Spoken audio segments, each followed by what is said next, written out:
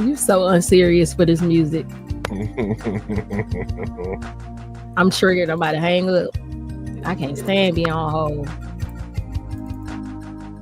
But you can't deny this about them. But this is definitely a government office. Like, this is DFAX or like SNAP. Like, I'm triggered. I'm triggered. I'm already triggered. Because where the fuck are my benefits?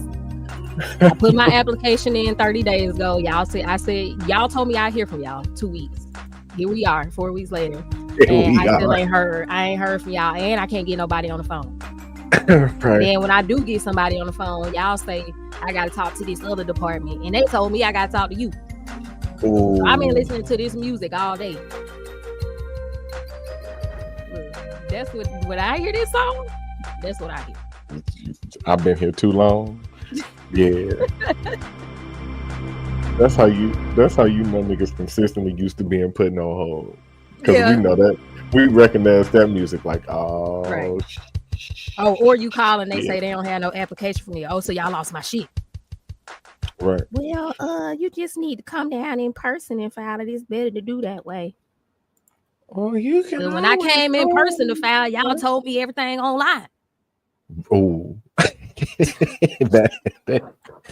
that everything online shit, boy. Oh, Man, then we do everything online now. You can't even come in without an appointment online.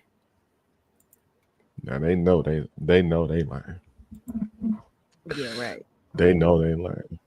Yeah, I'm They triggered. took advantage of That whole the music, that whole music be triggering me. Oh, I gotta have an appointment to get my driver's license now. Okay. dude. What? I wish the Okay. DMV would tell me I gotta get an appointment to get my license. I That's what they say. wouldn't. Now they did have those. I know they was doing it. Shout out to Naya. It's good with you. We about to be up here for about 2 hours. We just yapping. We gonna run through Why some my some little topics, camera ain't working? but we just yapping. But no, they did the real ID. Oh yeah, with the The little star. You got yours? yeah. Hell no, I ain't going nowhere. Okay, get deported if you want to. Hold on, baby. This.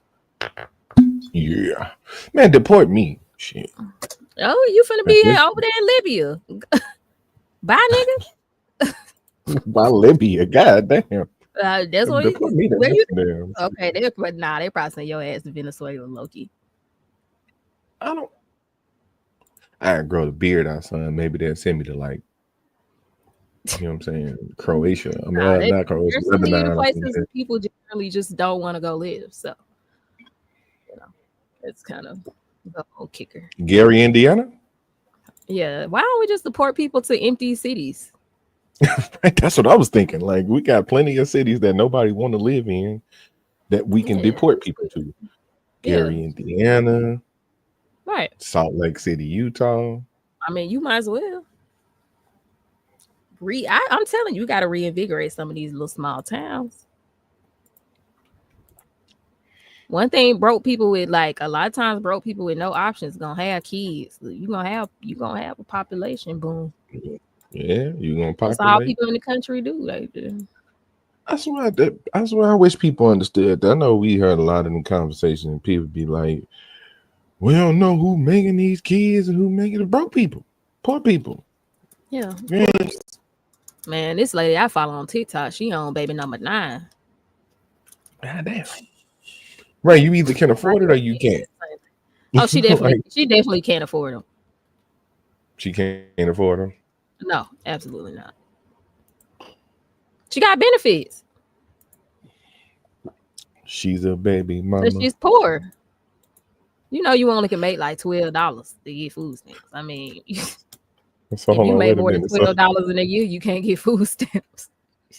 So hold on. She used to this, huh? Nah, she probably know the people up there. She probably don't even be on hold. She know somebody up there. She got her caseworker's number, direct line. She got her caseworker number. Yeah, she ain't on hold at all. Definitely not with 9 kids.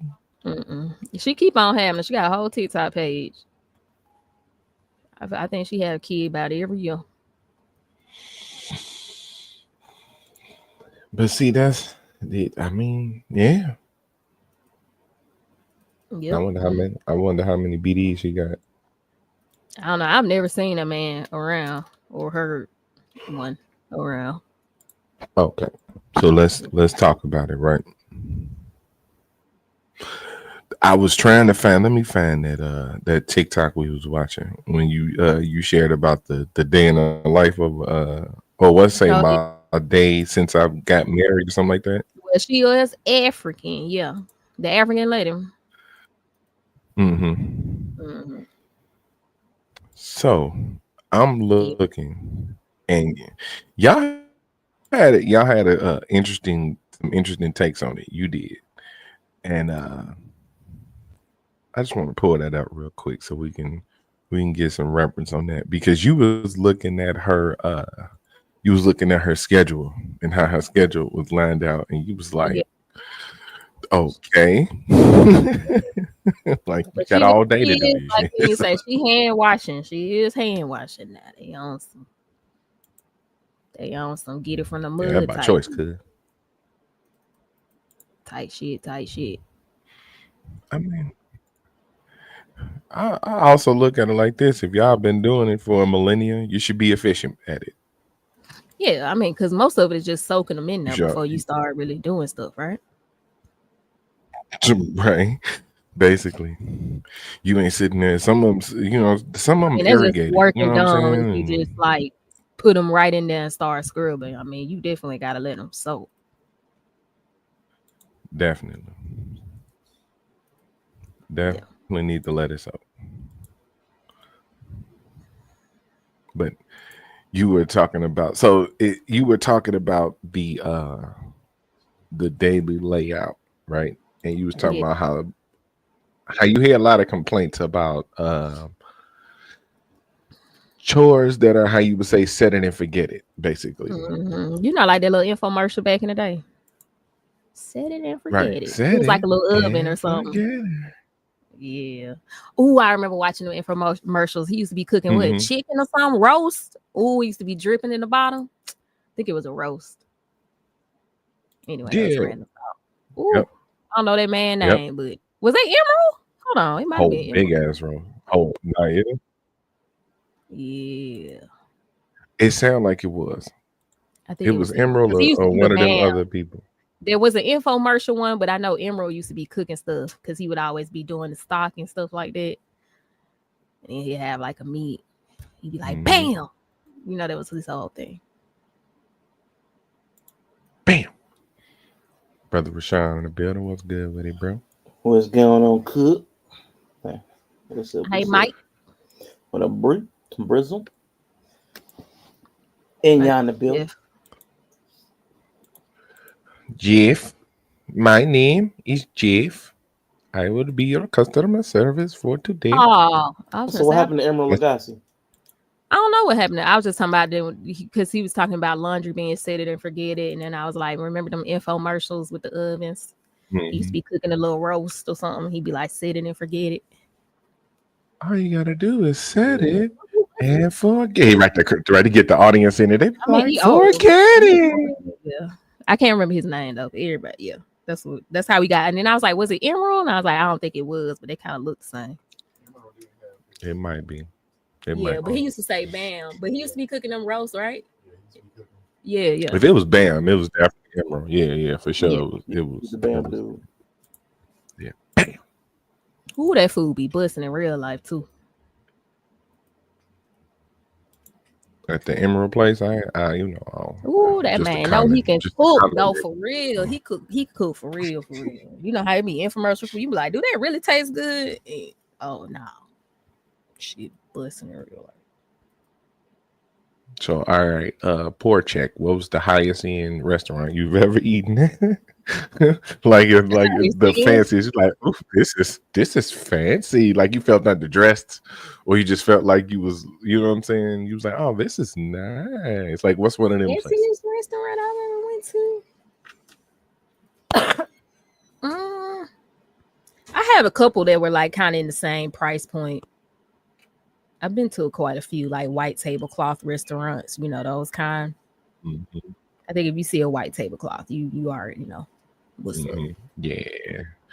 But I've been to a couple of those. Like there's a fish market, you know, the ones where they don't have prices in the menu. Right. Be like market they just value. got what it is. Yeah. You pay what the market is. Yeah, man. That's definitely a sign you finna run a checkup. I mean, Emerald's itself was also pretty expensive. I worked there, but that Emerald's white tablecloth too. Oh yeah. If it's named after a famous chef, it's definitely up there somewhere. Mm-hmm. Hey, Dark Kent. Hey, what up, Dark Kent the building. Now, both spots I went to, they was probably like $60 plate type spots. So I mean but neither of them got big names. One of them's called Legendary Steaks. Gone. Then the other place is called Ocean Prime now. It's this Cameron Mitchell spot. He's like famous around here. He's got like 10 different restaurants, different concepts.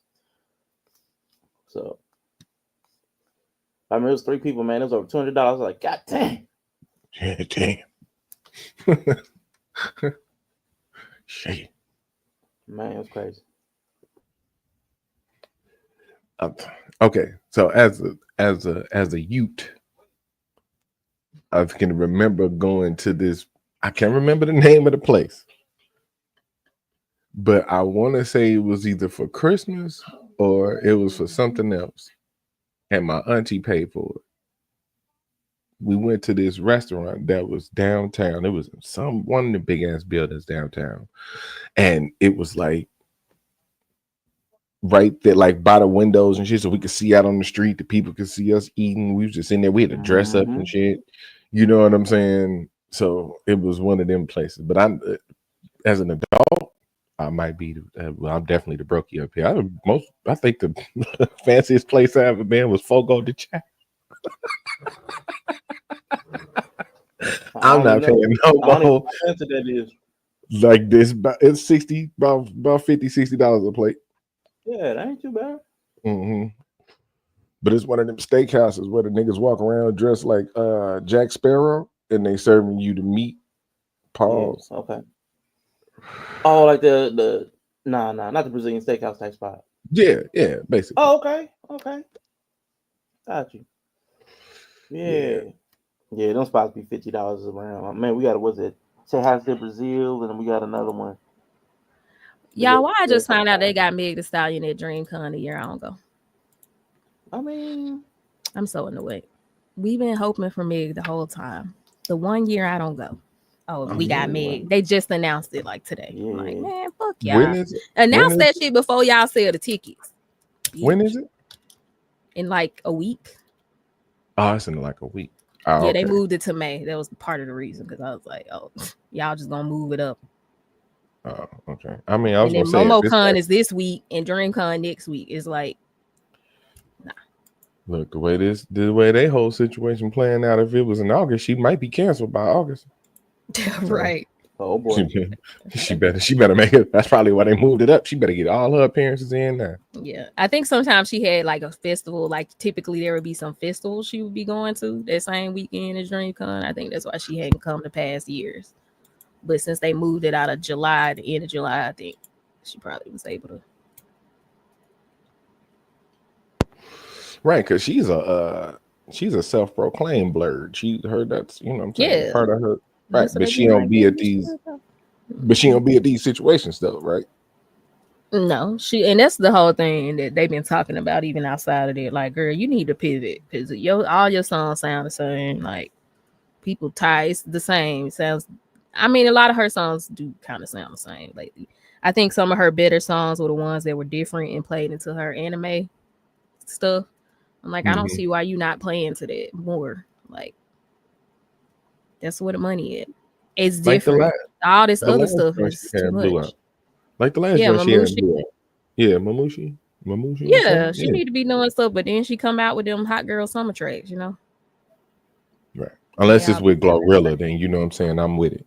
You know what I'm saying? As long as if she do a song with Glorilla, it don't matter. You know what I'm saying? That's my little cousin in my head. So yeah, them songs got a sound too.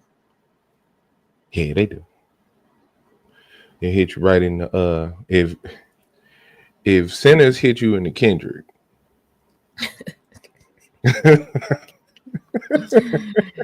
Glorilla gotta hit you in like the Lil' Kim or something like that. You know what I'm saying? Right. Like whatever that is, Oh, they still got badges to drink, huh? Okay.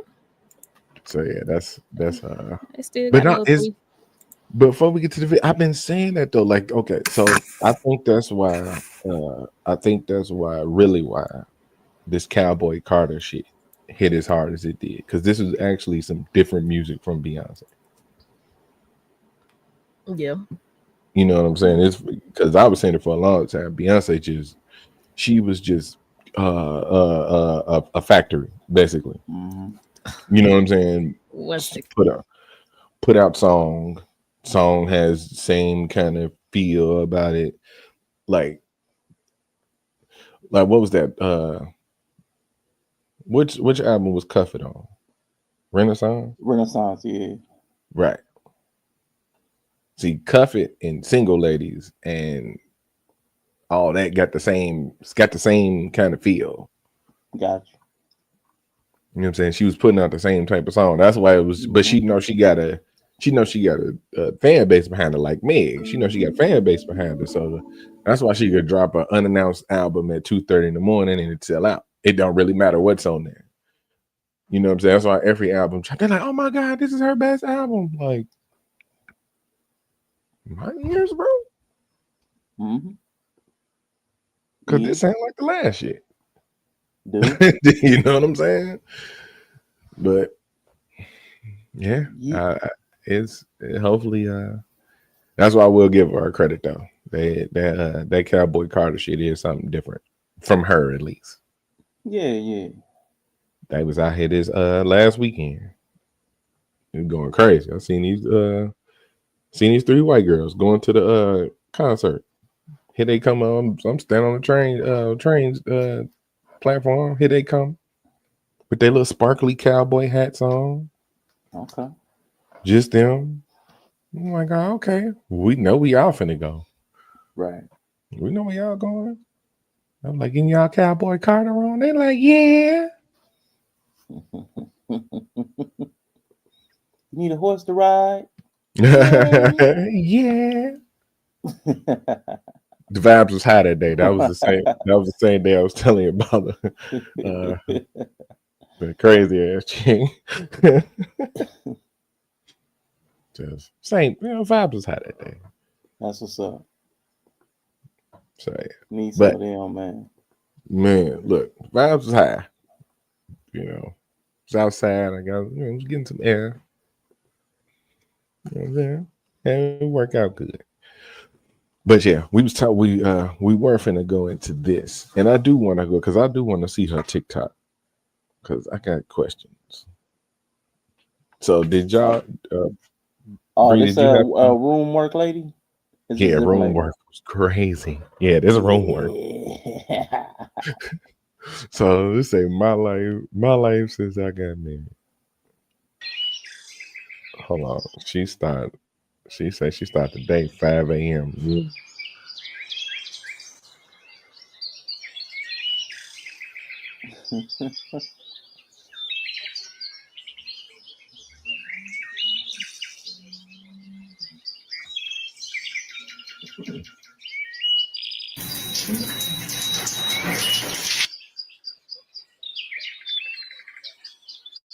That first shower don't hit till noon. It's crazy. Yeah, that's wild.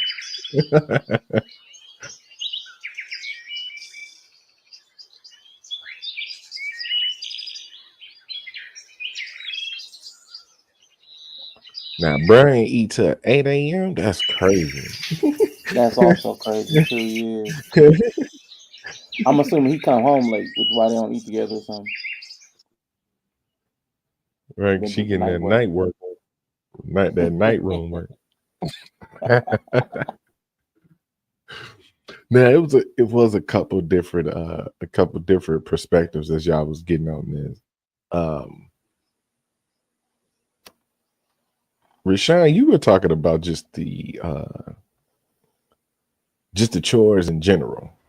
Yeah, because see, like the way my brain worked, like every hour she had a different task, and I call myself like a snowballer. I start on a task and I build momentum over time, and like I develop, like while I'm doing something, I get more efficient while I'm doing it. I figure out like even if something I do routinely, like if I'm washing dishes, like sometimes like you have more bowls or sometimes you have more plates, so like I get faster while I'm doing something over time, no matter what it is, washing clothes, whatever. I don't know what the way my brain works. I'm just like an efficiency expert. I want to do it better, faster. Like I'm that person. So having to consistently like swap tasks slows me down. It throws me off. Cause I can't marathon. I can't just get into it and like get better at it. It's like, okay, now I gotta shift my focus. And if it's totally off, if it's totally different, man, it messes me up. I couldn't do her day. Really? Yeah, I couldn't do it. It's shifting focus. That's interesting. Yeah, Okay. shifting focus is a problem for me. What about you, Yella? Um, so I never task any day like and make any. I wing it. I ain't winging it. Mhm. So I could probably deal with that though, as long as it's something I can get done within that hour to hour. Yeah, Now, if it start overlapping, then it's probably gonna throw me out. But then, like Bree said, a lot of those things are kind of set it and forget it. So you will have to intertwine though, right? So if Yeah, she, your day is overlapping. Period. You yeah, always if you have starting to, if simultaneous tasks running. hmm yeah, if you start the laundry at 11, we say what most wash cycles take about 20, 30 minutes. hmm 40. 40. Let's say 30. Okay, Yeah. then. Say Hmm. 30, depending on the cycle. So let's say average cycle about 30 minutes. Cool. You start the wash, you got 30 minutes to do some shit. You might go to the kitchen and do something like take out what dinner's gonna be. Might not necessarily start cooking it, but you might just take all the ingredients and put these on the counter. So the dinner task is started now. You know what I'm saying? Type shit. So then you might let's go back to the laundry. Yeah. Nah, I it mean, sounds that's like kind bro of said that's it's gonna kind of break. housewife. Like you have to know how to do simultaneous tasks. Like even her task list is a little too simplified for how it actually goes. Yeah, yeah. It's She ain't too showing you simplified. Because some of that stuff right? probably overlapping, or you just have to be aware of it. It's not like you're just sometimes you're not just doing one thing at a time. You're doing a lot of times you're doing multiple things at a time. They're just running, like background programs running that you're aware of at all time. So Yeah. at some points in the day, you may have 3 or 4 tasks overlapping simultaneously. yeah, that's what's gonna be a problem. Cause see, for me, the kids is gonna be one task, and I'll handle one other task. Like, cause That's I how know men what's going on typically with the come in. kids, and I'll cook. Or I know what's going on with the kids, and I'll Right. clean. I know what's going on with the kids, and I'll do I watch laundry. the kids. That's Yeah, it. it's like, I mean, Right. but they need attention, and I think that's something. Oh my god, I don't want to go gender this soon. We just started. Wait, Rashawn, why are there eyeballs in your camera? Are those eyeballs? Sure. It's scaring Yes. me. I don't think It it's just should. two, but it just feels like 2 random eyes just keep coming in and out of focus, and it's really tripping me out. I like it. Let's go with I was that. like, are those eyeballs? Why they would just come in and out? Like, why are I they like doing it. that? Oh, it is. They Yeah, look like a they look googly like a eye. little googly eyes. Yeah, like 2 googly eyes just coming I in and out like of it. focus. Anyway, yeah. Sorry. You're That's I so didn't funny. strange. notice it till now. Nah, I can't not I love notice. it. I love it. It's already Michael Jackson being creepy. Then Right. you got the little eyes. Right. I know it's Oh not shoot! eyes, but it looks like eyes. Did you hold up? Give me a sec. But yeah, I think a lot of times men are like, I'm watching the kids, and then that's it. They're like, I watched them. Oh yeah, that's what it is. Okay. Oh, okay. It's like a speaker or something. A vent. It kind of look like my Xbox. That's what it looked like. Was all my settings was reset? Oh, okay. All my settings was changed. I was wondering. But yeah, Washing it's not a jeans by hand Okay. takes 20 minutes. Yeah, I mean, we use washing machines in America, so yeah. I was also gonna say, yeah. Now I'm she in Africa. Yeah, so I'm scrolling through her. I'm scrolling through her TikTok, Yeah, and I know me. Okay. So at this you know, point on the internet, I have just become as skeptical. I question everything now. From Absolutely. the statue, I thought the statue was AI. Yeah.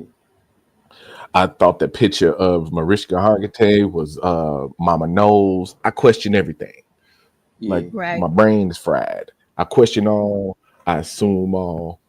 It's weird, right? So I'm going through her TikTok, and it don't seem like she broke. So No, she ain't broke. get a damn washer and dryer. Right? I think it's probably maybe dryer. culturally, it may be normal culturally. Yeah. They probably don't. You know how some people don't like dishwashers, they prefer hand washing and stuff. Yeah. So it's either a preference or their houses aren't built with washer dryer hookups. Yeah, I know. It might be a luxury thing. Like pride some thing. I houses get it. are, or it's just culturally normal for them to wash their clothes with by hand. They Mhm. don't even feel like they want washing machines. So Go get a washer I don't and think it's a class thing. It may be a class thing, but I feel like the average house maybe does not have a washer and dryer.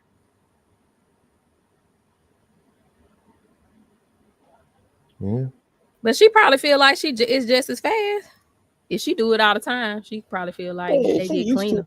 Yeah, if it's normalized, I really ain't tripping about to get the washer and dryer because that really You talking about washer? with that kind of diversity in 8 the pair of day. jeans? Or how many pairs of jeans Washing jeans. are we talking about that get done Because I would in think you 20 put them in the minutes? basin. Like how many But this is pairs the of jeans? thing. Like even when I wash stuff, I soak them first in like a big Yeah, thing exactly. before I put them in the wash. So it's like I'm still doing that. Still, I'm just not doing the hand agitation myself. Right. But I'm still gonna soak a lot of stuff in the big Yeah. thing before I put them in the wash anyway.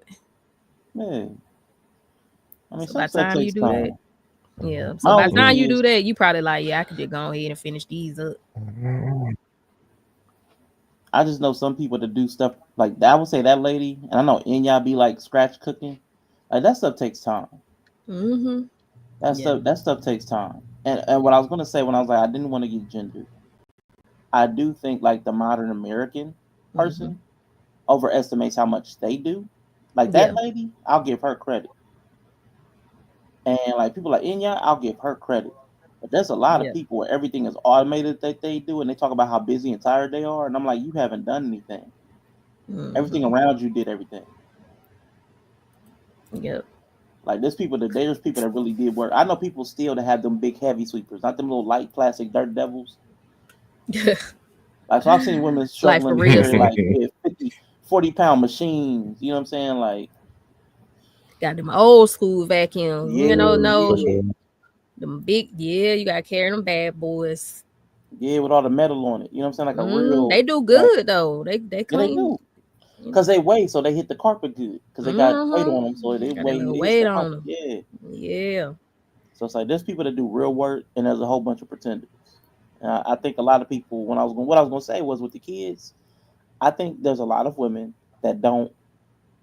They overestimate how attentive they are to their kids, which is why I say I can do the kids and one other thing, because it don't take nothing but a minute for something bad to happen to kids. Yeah. It definitely takes some years of training some kids up before you know that they can be left alone for periods of time without doing something crazy. Yeah. Like, but them first couple years, them first 5 years, you locked in. You can't get. They don't get no benefit of the doubt. They don't get no. Yeah, like I mean, my youngest is 6, almost 7. She just now, but even 15 minutes, I'd be like, "What you doing?" Yeah. The space between grows. I mean, for a good while.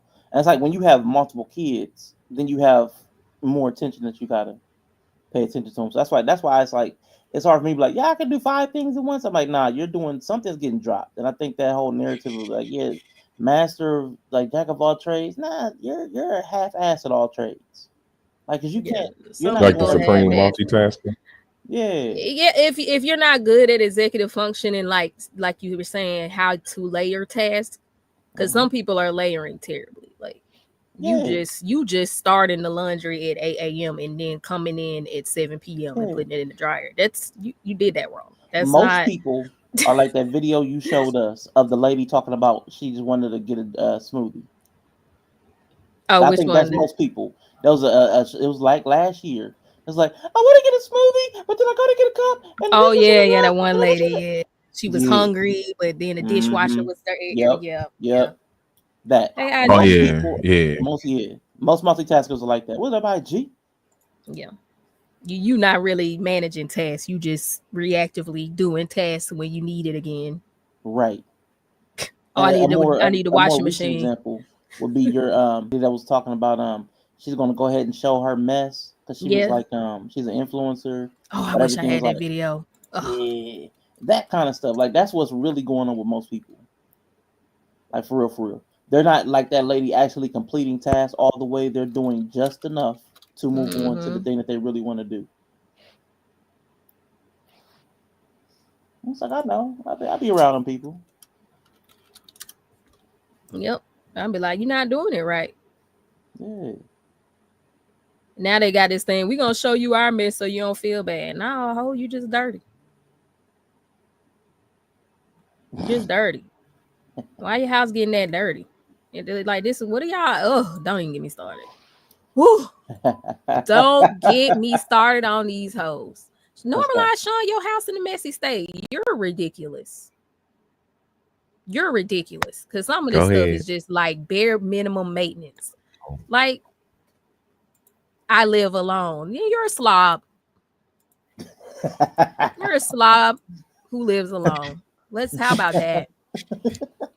Look at this. Like, why are all the drawers open? Bitch, why are the drawers open? Why? This be the bedroom. This be the bedroom of cause he gotta know my worth and he not gonna dim my light. And you know he just not tall enough. And he because you talking about some being messy is different than dirty. No, you're a slob. Yeah. Oh, I got ADHD. Get on some meds and get off TikTok. We don't care. We don't care. If you want to be untreated ADHD, keep that shit to yourself. Her ADHD is ain't did it, haven't did it. Which means yeah. You can have ADHD, but it's untreated, and that's why your house look a damn mess. Yeah. Because accumulating mess or accumulating dirt, man, that's a small degree in difference. Right. The rodents will love your shit. They don't give a fuck. Showing my mess so you feel better about yours. See, like this is it's like your kids was just outside. Grungy. This isn't crazy. Now, this is what I think is like, okay.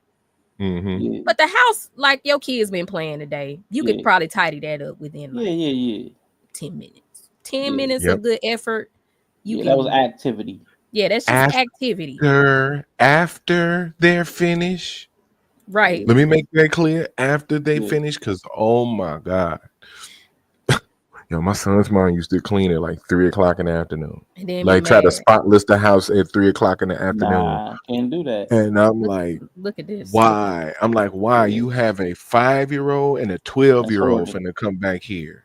Like, what are you doing? Yeah. You know what I'm saying? You setting yourself up for failure. You setting us all up for failure because I don't want to hear you go hell out because the house back dirty.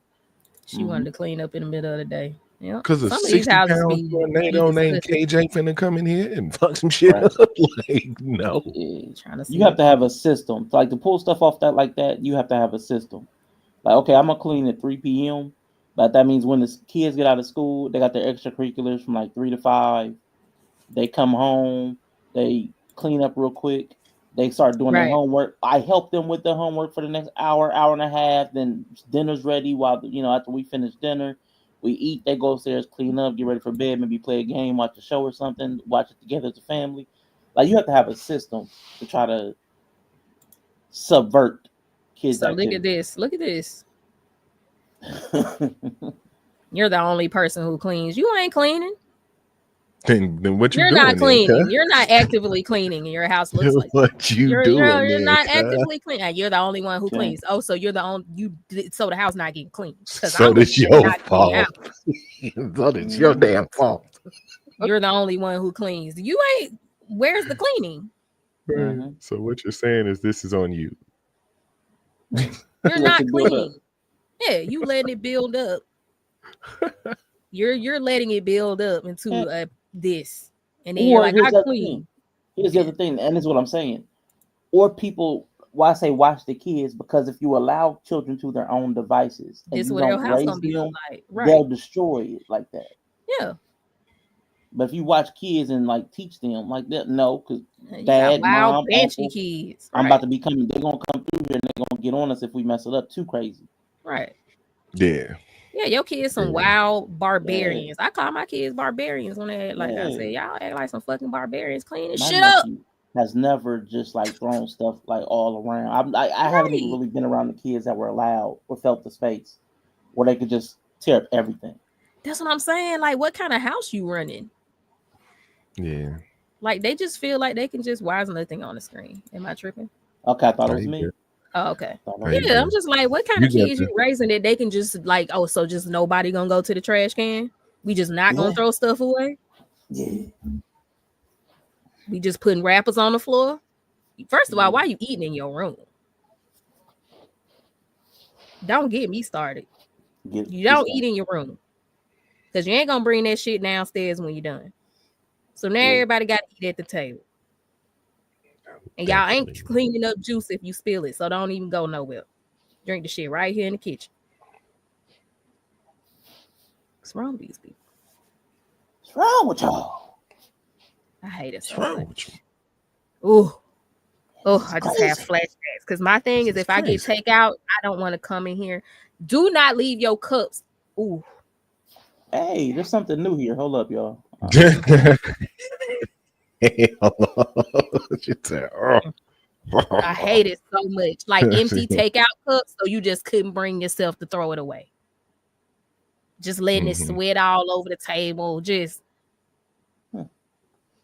you're done with it. Dump the ice, throw it away. What's the issue? You didn't even have to make the drink.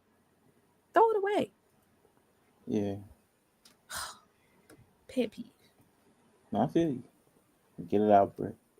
Yeah, it's a safe space. It's not, but okay. I meant for parents. It's a safe space for parents. For parents.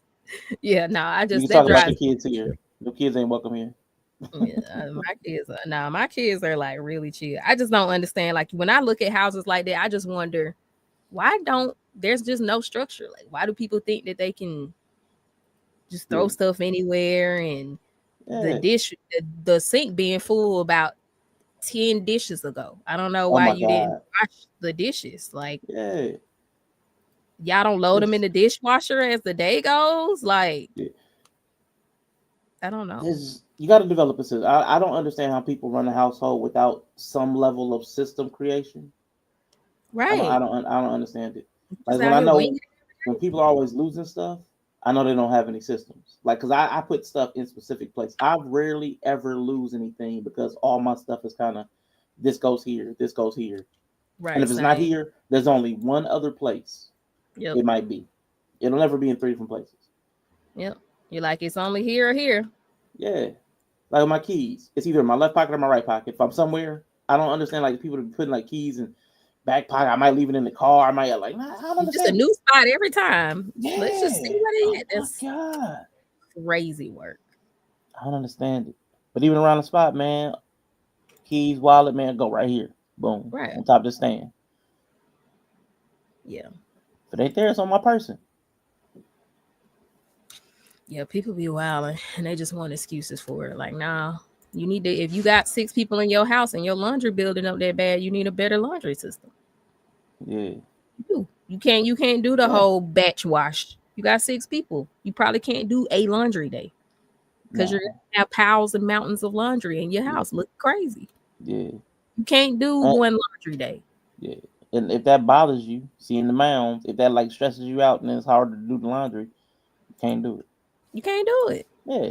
But if you're one of them snowballers, like you can just pop in and pop out and throw a load in, take a load out. If you can do that on Saturday, more power to you. Everybody you might just have to do that. You might just have to do a person's room a day. You know, like, oh, we do ours, we do this person's. You got 6 people in your house? Yeah. You might just need to have everybody have their own designated laundry day. Yeah. And that way throughout the week it's getting done. If your kids over the age of 6, they can be putting their own laundry in. Yeah. I'm about to say about 7, 8, or 9. I can't remember what year it was, but I was definitely doing my own laundry. I thought I Yeah. was being abused, but I was fine. Right. You got to make sure it's, make sure it's getting done right. It's just a little oversight, but at least it's Yeah. somebody's job to make sure it gets in the washing machine, every day. And that's how you offload it. That felt like abuse, though. I was like, man, my mom got me certain colors and whites at like Yeah. I'm in elementary school. I'm like, what kind of kid does this? This is slavery. It was horrible. It's It like was one of the horrible. easiest tasks kids can do, laundry. Yeah. Separate dark light, put Yep. it in A there. cup of I'm about to say a cup of juice, but like a cup of soap. Yeah. It was super Especially if you easy. get the little tablets now. You put Yeah, little those pies and in. stuff. Yeah, Yeah. man. That's like one of the first tasks. First is making their own bed. Yep. Then laundry. Vacuums a little spotty depending on if they can maneuver it. Sometimes it's bigger than them. Yep. But yeah, that's some of the like basic tasks you can get kids to do before they start doing other stuff. So yeah, these people just don't be having no structure in their life. And everybody's suffering. Oh, let me see if she shared the link. I don't know. Yeah, I just heard the Discord. I don't know why she asking permission. I know, she killed me. That's like people who always come over your house and be like, "Can I get something to drink?" Now like you be over there like the homie. Yeah. I'm sort of like that sometimes. Yeah. Go get some people got refrigerator privileges. Yeah, that's you got refrigerator like one of the you like basically an adopted sibling. Go get you something to drink. Yeah, I don't do that with the fridge. Like with the people that I'm closer to. Like I mean, you find out what parameters they kind of know. But you can also feel when people say that, and then they also get skittish about certain things. Like they always want to fix your plate or something. Like, okay, well, then I really ain't. Yeah, I'd be like, but you got roaches? I ain't got kitchen privileges. You ain't got to fix my plate for. Is there any sound? Oh. I'm having a full-blown anxiety attack, and I'm trying to calm down. I'm not editing. I'm showing y'all everything in real time, and it's okay if the internet doesn't agree with me. But they call me dramatic. Let me tell y'all something. You being a little dramatic. I pay all the bills in this house. I like to be clean because one, from trauma. Two, is just who I am as a person. Yes, we have a big house. Was she accosted by the boogie mess monster? Why she got trauma from clean? Did she grow up in a dilapidated house? She got did dirty. Right. you got dirt trauma. I'm just trying to clean this house up all day by myself. All day. I have big kids in this house. I haven't been downstairs in 24 hours. That's a choice. I said, I'm not in the mood to clean up downstairs. Told my daughters live downstairs. OCD. We live upstairs. Told my daughters yesterday, I just cleaned up the whole house upstairs. All I ask is for downstairs to be clean because I need to come down there and go to the laundry room. I just walked down the steps. So you're a hostage. I'm going to show y'all what downstairs. So she's a hostage in the house. She pay all the bills and she live upstairs and they live downstairs. It's not a 2-story house. She can't go downstairs because of mess. The mess. Yeah. Sound like you got OCD. Yeah. This is mental illness. Yeah. It look like. I want my daughters walk around here with their hair done. Yeah. Every pair of sneakers that come out. They got iPhones, they got iPads, they got their own room. They get everything their heart fucking desires. And you provided no structure. I treat these kids like gold.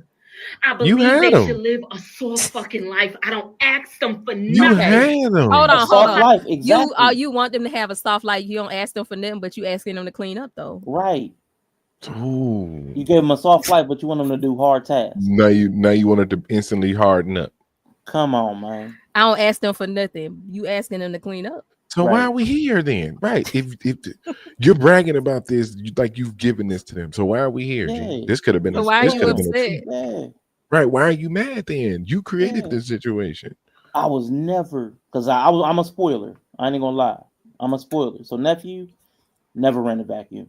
Never had to. Like never had to bust down the dishes. Never had to. Yeah, but you ain't gonna go downstairs and be like, why nobody vacuumed? Nope. What I did was I'm a facilitator. I'm an enabler. So I'm like, me and him, man, we had paper and plastic. With paper plastic, we was like the grocery store, paper plastic.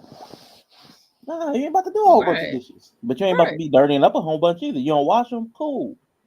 You gonna eat up this? That's right. Good. Why she sitting there? Hi. Oh my God. Bro. My ex is for them to get this fucking house clean because I cannot take the dirt, bro. And she must cry. I'm about to go downstairs. He got OCD. And I'm about to show y'all this. And y'all natural reaction is gonna say, walk away, let them clean it. They had the opportunity to clean it. It better be a disaster down there. Clean it. It don't matter what it look like to me. She doing too much. I purposely didn't put a garbage bag. It's your house. For 3 days. Yeah. I walked past it for 3 because I said I want to see who's gonna put a garbage. This is how much respect they got for you, though. Right. And now like, you walking around knowing they not finna do it, and you just pissing yourself off. How about tell them to change the garbage? Yeah. How much? Because she said she got big kids. So at this point, I'm assuming big is an age. Well, I guess I don't know if we're gonna get to see them or not. Yeah, I don't know if they're teenage and older, then it's gonna be a function of like and respect. Right. Because if they know you got a problem with this and they're having it a mess because they know it'll keep you upstairs for 24 hours, they don't like and respect you. Like you got. You know what? Because I bet they don't want her around. Because every time she come around, she probably dramatic. She being clean and dramatic. She dramatic. And even if clean, it probably ain't gonna be good enough. So you like, fuck. Nah. Yeah, you know she one of the ones. It gotta be this way. It gotta be. Yeah, you do it in.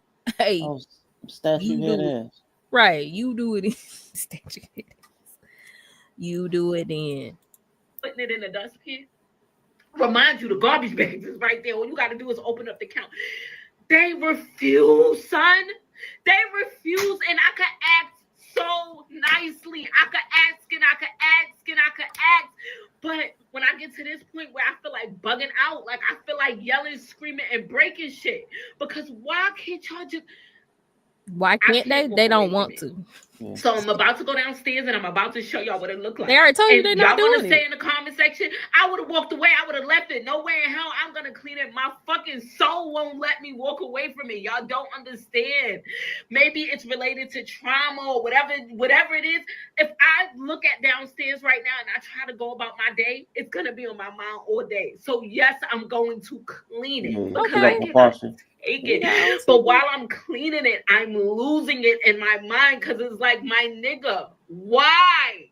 How can you live like this? Look at this shit. You gonna clean it up? Look at this. Look at this. What is this? What is this? What is that? I don't even know what this is. Look at this. Dang. How do you just you don't is even this somebody's bedroom? Together when you get yourself together? Look at this. So you literally eat food and you put it in the chair next to, oh, it's worse. Look at your dress. You sit your food here like it's a garbage. Bags and bags of fucking garbage. Clothes everywhere. Why is the bikes in from the garage? Why? Why is there the, Who got a baby? Bikes inside? Look at my laundry room. Right. This baby thing. Oh my God. Remind y'all, I am exhausted. I am so tired. Oh, and there you go, and I took today off because I said, you know what, I'm gonna just lay down that's and why they relax. do it. But my brain physically will never allow me to close my eyes with my house looking like this. Even if it's out of sight, it's not out of mind for me. The amount of a half drinking water bottles that I found in this one room makes me never want to buy water again. And that's not who I am as a person. Why do I have it's alter who I want to be to them as a mom, who I am as a person? Because you won't fucking clean. It physically and mentally hurts me when I have to be mean to these children because that's not how I parent. It's not who I am. You know how you don't have to be out mean. Here praying for a home with food and a mom that you loves don't know them. how to say boundaries. With emotional understanding. I meet these kids where they're at all times. I be mindful of how I parent them because I don't want them to face anything I've ever had to go through. And only thing I require is one thing. It's nothing. Keep your space. You don't require you to clean behind nobody but your damn self. And that's too much of a... How you steady saying you require them to keep the house clean when you clearly don't. Yeah. You can't say you require them to keep the house clean. Yeah. They're not keeping the house clean. You say you got a lot of lip. Yeah. You got a lot of what you want to happen, but you don't require it of them. Because why you still giving them everything they want? Mm-hmm. a task for you to do, I want to crash out for real, y'all. I'm not even gonna lie. I would love to get up here and give y'all some motivation and tell y'all everything was gonna be okay. And this is the part of parenting, but this is the part of the parenting that no one wants to come on the internet and show. Everybody wants to show the perfect side, everybody the not good, going and the glitz and the glam, but this is the part that nobody wants to show. I need to take a breather. I'll come back when I'm feeling a little better. Cause see, it's also odd, like just being around people like with multiple kids in a household. It's also odd that every single child is messy. Yeah. Right. You're not requiring this of them. Yeah. Like none of them just has a disposition to not want mess. Like they grew up with a mom that's OCD and just none of them got so used to cleanliness that they crave it too. Because you so clean that they but they haven't picked up any of that via osmosis. So the kid upstairs and the ones downstairs all are slobs. Like that's odd to me. Like that feels kind of in response to her disorder. They've gone the other way. Yeah. She's traumatizing them with her OCD. She traumatizing them by doing too much. Yeah. They like, it ain't that serious. You come in here and clean up. You gonna come in here and clean up. You don't got no boundaries. You can't reel yourself in. You can't control your emotions. So you don't leave room for nobody to figure out who they are. Yeah. And just so anybody listening, when I say traumatized, I don't mean like abusive. I mean, she's doing something to the degree that the story that they're telling themselves is that it's harmful. Mm-hmm. I mean, it's not harmful to have somebody that wants to clean like that and they're cleaning for you. That's not harmful, but somebody can tell themselves anything is harmful. Again, me doing laundry at 7, 8, 9 felt harmful to me. So when I say trauma, that's what I'm talking about. The way people interpret it, even if it ain't. If she that OCD, I know she don't do nothing but walk around and complain about shit that ain't done. She probably don't know how to not sweat the small stuff. So now everything is just big stuff. And it's all critique, and it's probably just not that either. It's probably just not cleanliness. It's posture. It's OCD. It's OCD. Like, oh, this had to be this way. This got to be folded this way. This got to be here. If you could clean the whole house, but let me come home and see one cup on the counter and I'm losing my shit. Like, it's almost probably like the response is gonna be the same whether it's a small mess or a big mess. They don't know which one it is because your response the same. You know, like even if it's little or big, your response the same. You crashing out if everything ain't the way you want it. And when you're around somebody like that, you just be like, crash out then, bitch. Because that seems like that's all you want to do. You just want to crash out.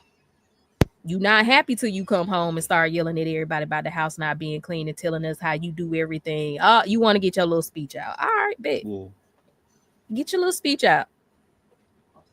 You want you want a pat on the back or some shit. That's why the before she even got to how dirty they was, I truly despise parents who sit up and tell you what they do for their kids. So what? Mm-hmm. They yours. You had them. Yeah. You're doing what you chose to do. And they don't owe you nothing. Right. I pay all the bills. Ain't you the adult in the house? Ain't you the adult? You pay all the bills. You the only adult there. They're your kids. I pay all the bills. I mean, this ain't a volunteer situation. Mm-hmm. Who else is supposed to pay them? They yours. Mm-hmm. Contrary to popular belief, your kids don't owe you. They don't. You put your ankles in the air and made them, not the other way around. I pay all the bills. Okay. Yeah. I say you get what you create. With as a parent, you kind of get a lot. There's outliers, of course. Right. But for the most part, you get what you create. The temperament is coming from something either like a replication or an aversion of you. Right. Like, so everything you're breeding those kids, you turn them into what they are. You created them kids. What's up, son, Duncan? Hey, that's all you. You talking about your own kids. You coming to the internet complaining about your own kids. Yeah. It's like, girl, what are you talking about? It's like them people that be complaining about their spouse. Like, I married this person and they're narcissists. They're terrible. They're lying all the time. They're cheating on me. They've been cheating on me for 17 years. Like, why are you still there? Do something. These are your kids. You finna swing on your own kids? You could have kept that off the internet. I don't know. What do you want us to do? Because you know the other thing is nobody can tell me about my kids. Nobody can tell me how to raise my kids. Mm-hmm. Because that'd be the other thing. That'd be the same other side. Because let me comment. Well, I come over there and whip their ass for you. Right.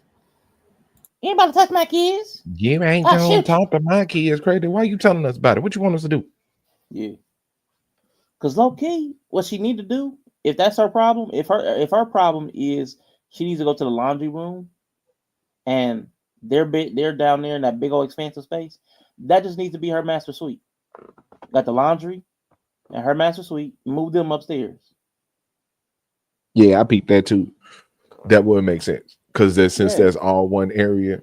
Yeah, let them have it upstairs. Let them have it. Yeah, that's upstairs studio. How much of the house did she show? Just that room? She showed everything. Yeah, she just showed their rooms in that. It looked like one person room. It looked like their rooms. Just that one room, right? One was like kind of bigger. Showed, yeah. One looked upstairs though. I felt like one wasn't on the same floor as. Yeah, I feel like one was an upstairs, and then they had like how they had a downstairs suite where it's like bigger, and then they have a bathroom. Basement. It's turned into like an apartment basement. Yeah, that's what it looked like. Yeah, the first one. Okay, that's my internet skepticism too, because I'm looking at dirty. You saying it is dirty? You show some food on the ground. That food looked like it was just put there. That like a whole bowl or something. You know what I'm saying? Yeah. I also think she probably one of them people that don't express either. A lot of parents just feel like it's just emotional vomit everywhere, and they don't feel like they telling people stuff, but you're not. You just talking at people. You just coming home yelling. You're not giving instructions.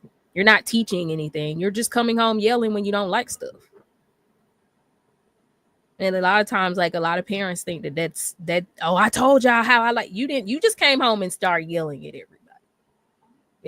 And a lot of people will glaze over when you do that. So I've experienced it. You didn't actually tell me what you want me to do. You didn't actually tell me what you expected. You just start yelling when you came home and didn't like some shit. And then the other part of it is I have to give room for that to be an emotional outburst. So I have to understand that that's probably an emotional response. So then that just means some of it probably isn't even true or valid, or you won't feel that way tomorrow. So you're expecting me to be able to deduce what out of that emotional rant is what you actually want me to do. Like, it's so annoying. A slam dunking. I don't even see a thumbnail. Did you put the thumbnail up, Yella? No, it must have been a different thumbnail. Oh, it's probably just it's a basketball one. The standard one. Yeah, I do. That is crazy. That is wild. Yeah, that is wild. That's dope though. I like it. Let's go. Yeah, I can't see it now because we're in the middle of the conversation, so it just kind of show whatever on the screen. Yeah, hold up. Yeah. But yeah, that's annoying. I've definitely experienced that more recently in life. That a lot of times that's how a lot of these female head of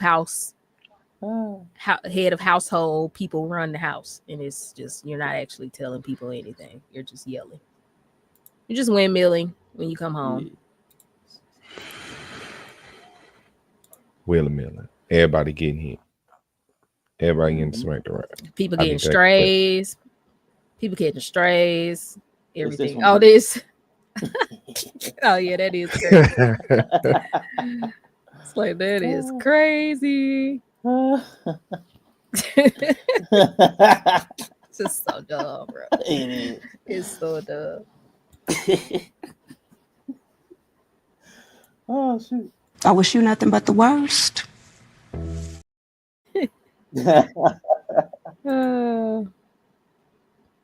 Oh shoot, yeah.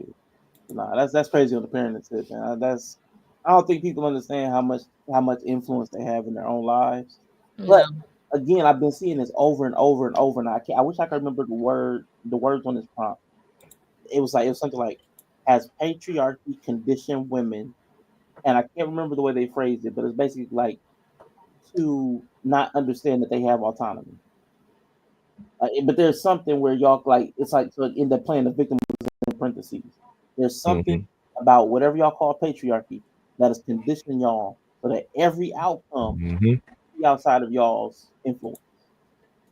Yep. And I don't understand that. It's like, well, you're raising these kids. They're in your house that you're paying all the bills in. Use free. Like, yeah, they're doing this to me. How are they doing this to you?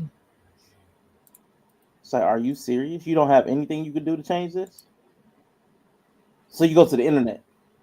Yeah, and then start yelling about your kids on the internet. Right. Your children. This is your fruit. This is your fruit, and you're like, look how bad my fruit is. Who does that? Oh my God, y'all come save me from my own fruit. My God. So this is another video from her page. It's no sound. It's just like her going through stuff I only seem to care about in the house. Like, because I know you walking around the house yelling about it. Oh, wow. Did she go and unplug the device? She unplugs the Keurig. She got a ring on, so it seems like it might be another adult in the house, but possibly. And why you spraying cleaner on somebody's toothbrush, ma'am? Because she don't even care. Oh, she don't even care. She don't even care. She don't even care. It's a whole toothbrush right there. That just These people, they don't care, so that they know they're responding. They're responding. Look, yeah, they're responding to her lack of care. Yeah, right. And see, okay, now this is something I guess I know we don't.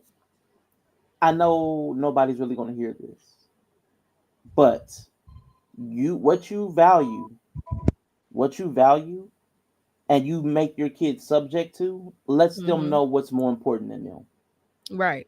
So when you're this focused on the cleaning and unplug this and move that, you're always telling them, I'm less important than this Keurig. I'm less important than the floor. I'm less important than the baseboards, because she'll disrupt whatever I have going on, or my feelings, or my activities, or my mood. I just might be in a general good mood, and she'll ruin all that just so she can have her baseboards. I'm less important. All that is a value demonstration. And it's okay that you value cleaning to this degree, and it's okay that you even have them participate in the cleanliness of the household. That's great. But the way she's going about it is telling them that we're less than. We matter less than this stuff. And this is just stuff. Your whole day got to be stopped to get a so lecture about the spices. Right, because it's like you want to mix the reasonable with the unreasonable. Yeah. Right. Now, the spices being tipped over, cool. The appliance being plugged in, go to hell. Right. Because if I got to go to make sure everything's plugged in before I use it, I'm going to be a little pissed. Right. All these throw pillows you decided to get got to be perfect. Right. One crop, kill a crop. And it's probably hers. Get out of your head, Yella. Like, stop that. Get out of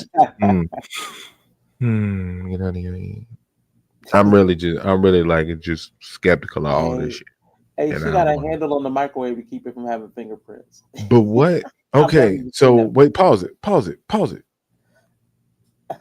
Bitch, if you care that much about it, how did it get that bad? That cakey. Yeah, that's what I be saying. That's cakey. How did it get like that in the first place? How did it get that bad? Because you saying they ain't doing the laundry. They're not doing their own laundry, right? Right. That's weeks. Right. Yeah. You doing all the laundry. So why it look like that? Yeah. That's weeks. Cakey. You could have left that one out. Sheet cake. Because clearly you don't care about that enough. Yeah. But that seasoning thing, I'm with that. Don't just leave it. Don't just chuck the seasons back in the damn cabinet. Please don't. Stand them up. Stand them up. Stand up. Stand up. Just like pops too. Don't sit pops down in the refrigerator. Stand them up. Stand up. I'm not editing this video. I'm having a full-blown stairs. I say, walk away, let them clean it. That's the same one. I bet you she spends more time doing all that stuff than she spends with her kids. Like I bet. The other day I went on the internet in tears because I was having it. Like even on social media, like seeing all the videos, she probably spends more time on social media clipping these videos up than she does with her kids. Like all this stuff demonstrates value. On the internet. She made a response to her. She responded to the criticism. Let's go. Let's hear it. Yeah, this is the content. Hey, before we do this, wait. Before this, like, pause. Can you go back to the prior video and look at the comments? Yeah. Before we see the response, like I want to see what was the response she got. All right, let me see. Your kids don't respect. Yep. I'm gonna clean because you know you ever do it. Yep. They won't clean up because they know we'll do it. Trauma clean is a real thing. Be the parent they need, not the parent you want to be. Yes, come on, man. They're not gonna do it because they know you're gonna clean it. Be the parent they need. Everybody will have a bad day, right? Change the Wi-Fi password. Take everything. No, get them to clean up. Right. And one day, my mom would have turned into Tyson. That's all. That's also like you mean tell me that happened in one day? Yeah. You capping.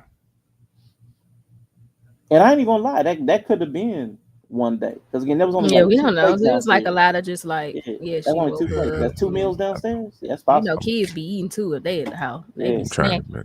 It's because it seemed like their appetite increased by like 50 once the school year is over with. Oh yeah, because I'm about to go do the end of the school year grocery shopping. It's gonna be like triple what you they done. The other day I came on the internet. Here you go.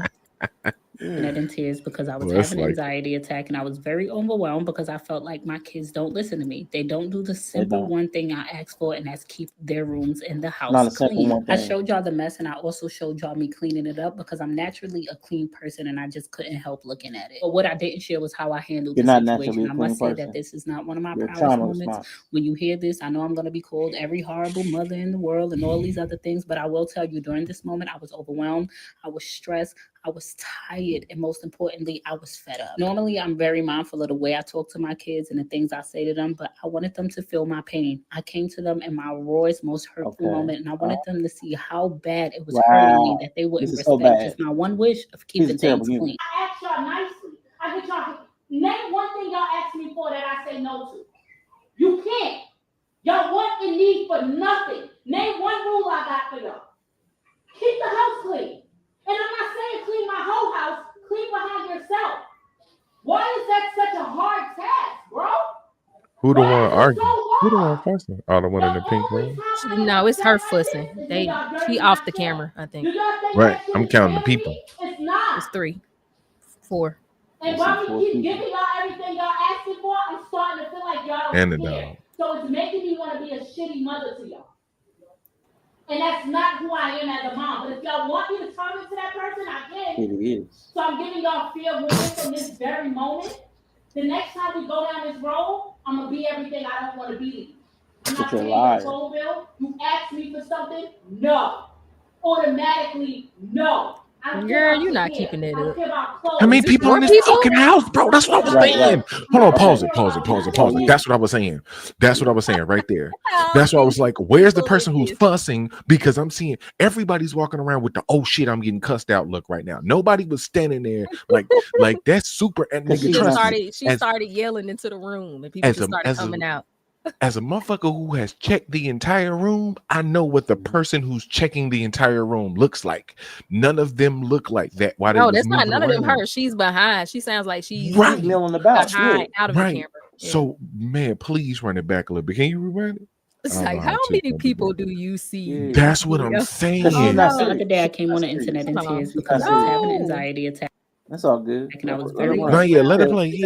She said a few things that was problematic. Okay, I just wanted to go to the timeline because I share was how I handle it. Normally, I'm very mindful of the way I talk. I wanted them to see how I wish of keeping things clean. I asked y'all nicely. I get y'all. So hold on. They looking in the same direction. 1, 2, 3, 4, 5. Right. Hold on. Pause it, Bree. Pause it. We doing detective work now. She's in the corner. She's outside. She's by right. You see where everybody was looking in that other direction. 2 on the couch now. Right. Yeah, it's 2 on the couch, 3 standing. 3 standing. Not in 4. There's a little one in front of the pink one. There's a tiny one that you can bring. I thought there was a dog. Oh, that might be the dog. Yeah, it's a dog behind them. I thought that was a person dancing. My bad. It's another little one though. It is another it's little, a little one. It's 2 people on the couch. One of them's a little person, and then there's 3. So we see 5 for sure. We see 5 people. Dog between the pink and the white shirt. Yeah, and then it's a dog. And I don't see nobody with their shirt off unless it's this lady with this headscarf. It might be. Keep the house clean. Oh, the dog is dancing. Yeah, okay. Dog is jumping up. Okay, let's go. Why is that okay, so it might be just these people. Why is it so hard?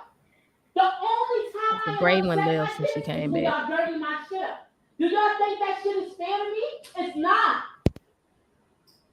And while we keep giving y'all everything y'all asking for, I'm starting to feel like y'all don't care. So it's making me want to be a shitty mother to y'all. And that's not who I am as a mom. But if y'all want me to promise to that person, I can. So I'm giving y'all fair warning from this very moment. The next time we go down this road, I'm going to be everything I don't want to be. I'm not paying your phone bill. You ask me for something? No. Automatically. Okay, that's still the same. I don't care about your hair. Okay, so I don't it's care fine. about clothes. I don't care about takeout. I don't care about allowance. I'm not still going. They done left and came back. Yeah, they moving around. So they're not even serious. Y'all showing me that they're just waiting out the storm. Yeah, you just waiting out. I done been there before. They let her get it out, bro. That get not even 5% of what y'all get. They will love it if their parents say, "All you gotta do is keep the house clean." No, I make sure y'all wake up to a healthy. You've seen kids who get way more than your kids getting still crash out. It's too much, huh? And you calling your kids niggas. From this moment going forward, I'm not playing. I'm gonna show y'all better than I can tell y'all because y'all turning me into this person. Oh, y'all turning me into this person. Let me find y'all rooms looking the way it's looking again. Y'all turning me into this person. I know that was hard for a lot of parents to listen to, and I know you be seeing in your head, I could never speak to my kids in such a manner. And honestly, it hurts me that I had to step out of character like that. But that's your character. That's your character. Talking gentle. I am tired of trying to explain myself and getting the same results over and over. So hopefully it wouldn't be because of nothing I did. Bro, you got two different pairs of the same Crocs. Or hell breaking loose. Yeah, one's for stepping into indoor, the outdoor. The other day I came on the internet in tears because I was having the same color though. Yeah, they the same color for inside, outside. Why? That's okay. Weird. And I was very overwhelmed because that's how I know you crazy. You got OCD, bro. Ain't nobody feeding into your crazy OCD with your ass, bro. Yeah, she's wild. Yeah, you got big kids too. Yeah, you so wild. Earlier, when I was like, there's a lot of people that overestimate how much attention kids need. She's the person I was kind of envisioning. Like, so she's giving all her attention to either TikTok or to cleaning. Mm-hmm. None to her kids. She has no connection to her children. It's a checklist of what life needs to look like, so I can say I'm doing a good job. But it's not you actually checking in. You just feel like you buy them whatever they want, and you have your clean, perfect house you imagine. And as long as you got them two, you're doing great. Yeah, she's got comfy prisoners. She's made her prisoners comfortable. They have nice things, but they're not free. They don't have any personhood to them. Like you constantly letting them know they're not welcome in the house they stay in. Yeah. There's been no negotiation so that they can have a medium. Like there's the way I want it. There's the way y'all guys are willing to live. Though both, I know mine is like a trauma response. So I can't make you live my trauma response because that's crazy.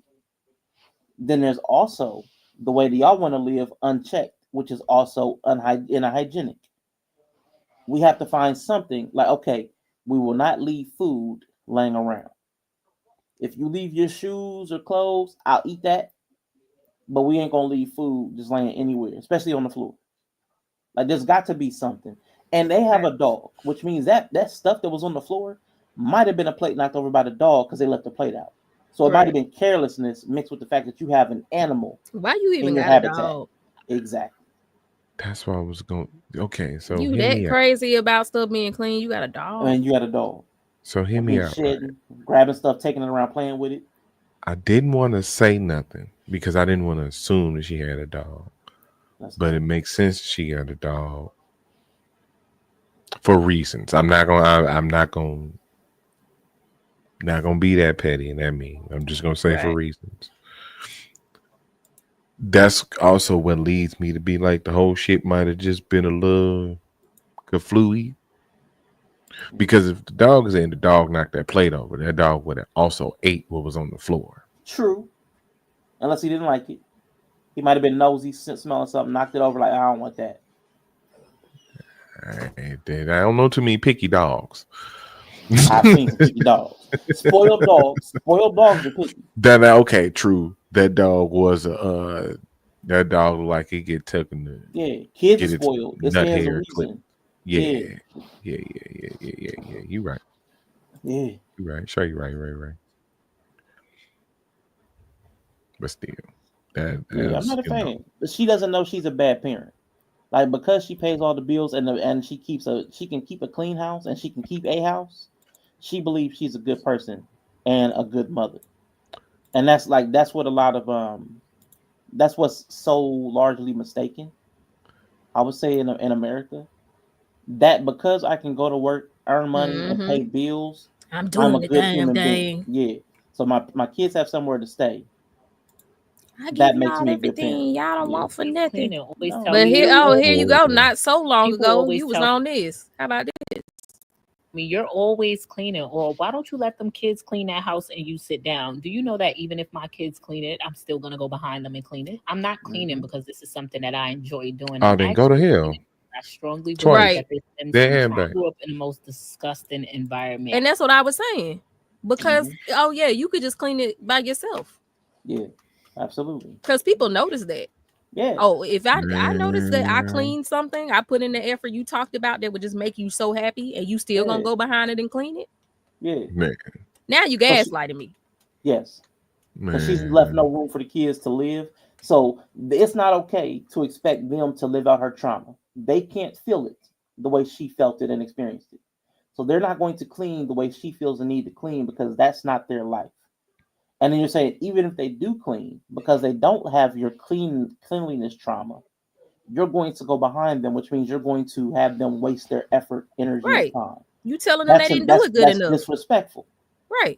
So either you're going to disrespect them or you're going to enforce unexperienced trauma on your children, both of which are problematic. She's a terrible person and doesn't know it. Yeah. Because why would you do that? I mean, we had roaches, and not just regular roaches. We had roaches that opened the door for you. We had albino roaches that lived in the freezer. We had the type of roaches that before you turned on the kitchen light, you had to clap your hands, stomp your feet, and do a little twist just for them to disappear. And my mom was a hoarder, so that didn't help anything. Now, as an adult, I'm constantly triggered by dirt. And I mean, it's extreme. Like, I can't sit down if something in front of me is not organized correctly, or I can't leave the house with dishes in the sink because the whole time I'm out, I'm thinking about the dishes. So this was kind of like when we was having a conversation about facts and reality. This kind of what I be talking about. Like, you got all this information about your trauma and how it works and what triggers you, and you know it's trauma and you know it's unreasonable. Like, what good is that doing anybody though? Because you're not trying to deal with your trauma at all. You're not. You could tell me exactly through and through how it works, why it works, what it is. But you're not managing it. You're not managing it. Yeah. You're not trying to mitigate it. You're not trying to be reasonable. You're not trying to figure out where reality is. Like you're not interested in reality. You just interested in telling us how your trauma worked. But the reality is the house ain't really that dirty sometimes. But you in your trauma and you're just like, I can't see a speck of dirt. Okay. Right. You have no interest in reality. Right. No. But you got all these facts though. Like, I can't stand people like that. Okay, you could tell us all this about your trauma. Why are you not managing it better? Why are you not attempting to find reality, common ground? Why are you not attempting to find a normal? Because they don't have to do that. And that's the weird part. And I will make it gendered, Rashawn. I'm going to go ahead and do this. Because I tried to be cool. It's an hour and a half now. Like I gave all the grace. It's time. It is time. We need to. It is time.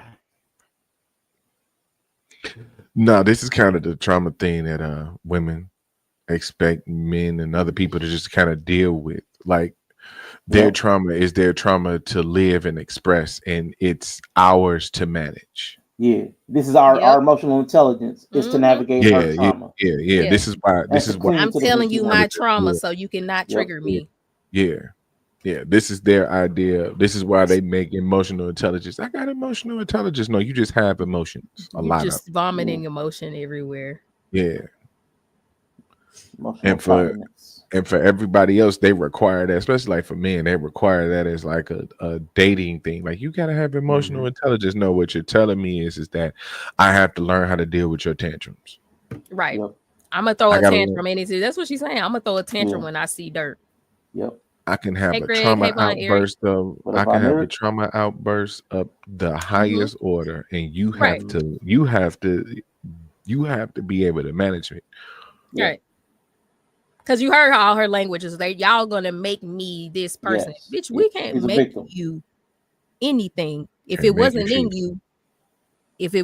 you, we couldn't make you do it. Yeah. Not once. We're not responsible for your emotional state. Yeah, they're not. Yeah, she just, I don't know. I don't like her because she reminds me of so many people. She completely lacks self-awareness. Yeah. She doesn't know who she is. She thinks she's one person. So she's telling herself a story about who she is, and she's not that person. She's really the mean person. Yeah. She's a terrorist. She like to lean on her trauma as the excuse for why she could be terrible. Yeah. Mm-hmm. And terrorize people in their own house. Because it's their house too. Yeah. But you don't see that you terrorizing them in their own house. Because I'm gonna tell you, as a spoiler and an enabler, I'm gonna tell you how I know she's cat. What she's doing is buying off. Like she's trying to pay them. Why she so spoils them the way she does is to pay because she knows she's an asshole. Yeah. Like I'm cushioning the blow. I give y'all everything y'all want so that I can come and abuse y'all. Exactly. Because see, my nephew didn't have to do nothing. And he got his room cleaned by other people all the time.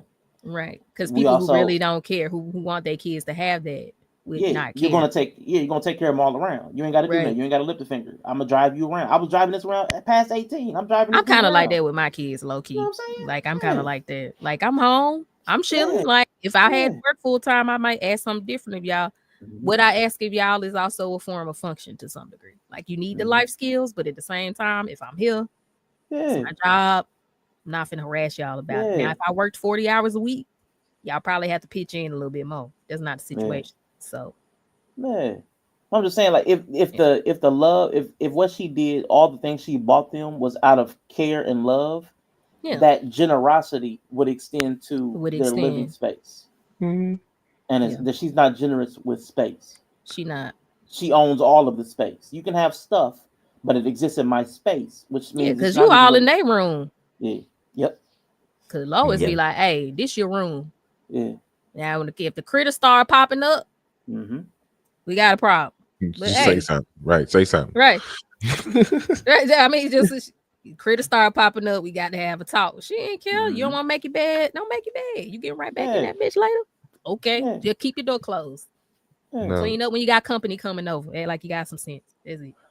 Now look, it's more than just the cleaning too, because from what Greg said, this definitely brings some up. He said, man, growing up poor was a raw deal. My parents were assholes and didn't buy me anything. And so check this out, Greg. And her whole thing is, I buy y'all everything. It's I ain't nothing I'll say. That's because she had to hear no. It ain't just the cleaning. It's the fact that she grew up poor. Yeah, this ain't got nothing to do with them. Because you already could tell they was poor because of what she's saying they live like, and poor people be hoarding too.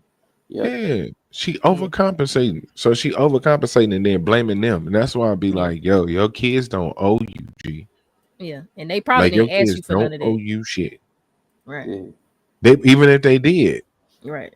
Like they probably did because it's like she also kids ask for stuff, but she's like you said, she's compensating for the childhood she didn't have though, more so than anything. So they also can't have you know how fucking kids is. They can't have a regular phone. They need an iPhone because the iPhone is the cool phone. But she's also bred kids who expect that and know they're gonna get it. Because my kids don't give a fuck about the new iPhone coming. Because of how she grew up and how she like. I wanted to give them a soft life.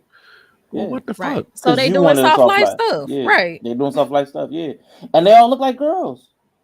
They are, except for that one little boy who was sitting on the couch. Okay, with the pink robe. No, it was a boy. It was a boy with a pink robe on too. I thought it was a boy. That was a boy with a pink robe. No, that was all. It was three girls. I'm pretty sure that was a boy. It looked like a boy who maybe was like 13 or so, but he just be overweight. Gotcha. Okay. It looks like a boy to me. Shit, then that'll be three. Then that'll be three girls and two boys.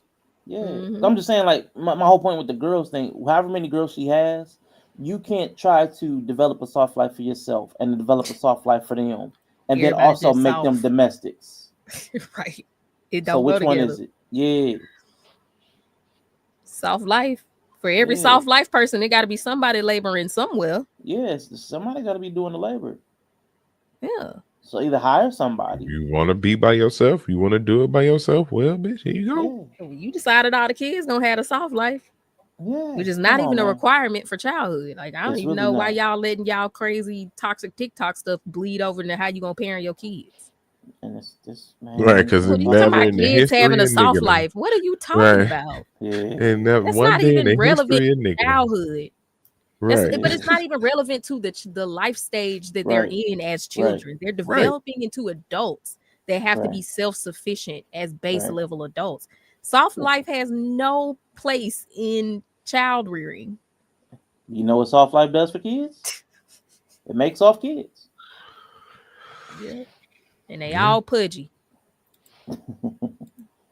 That I left in the sink because I know that me constantly, you know what soft kids make stem from my mental health. I'm the first person not to judge anyone when I see their. She's gonna be mad when everybody saw. I don't automatically assume that you're a nasty person.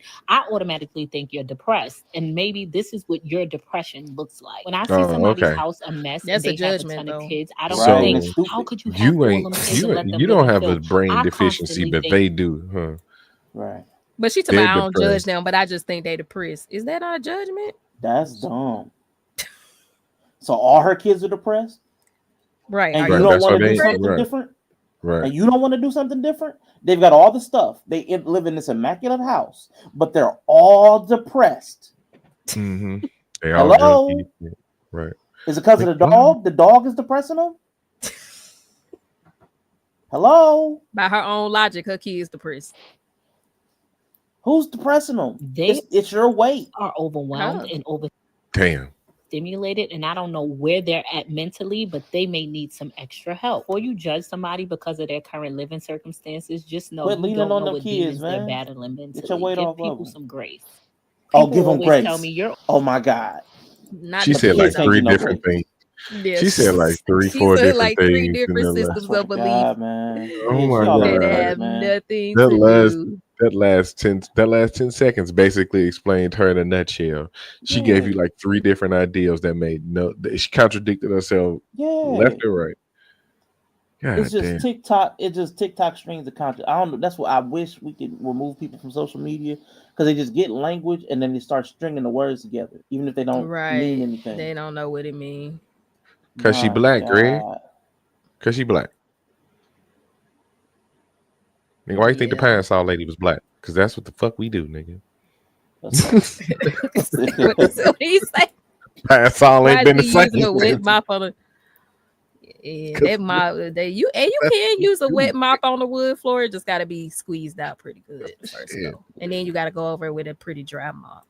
Parasol ain't hit the same since she lost her job anyway. Nah, I'm gonna put a wet mop on a hardwood floor.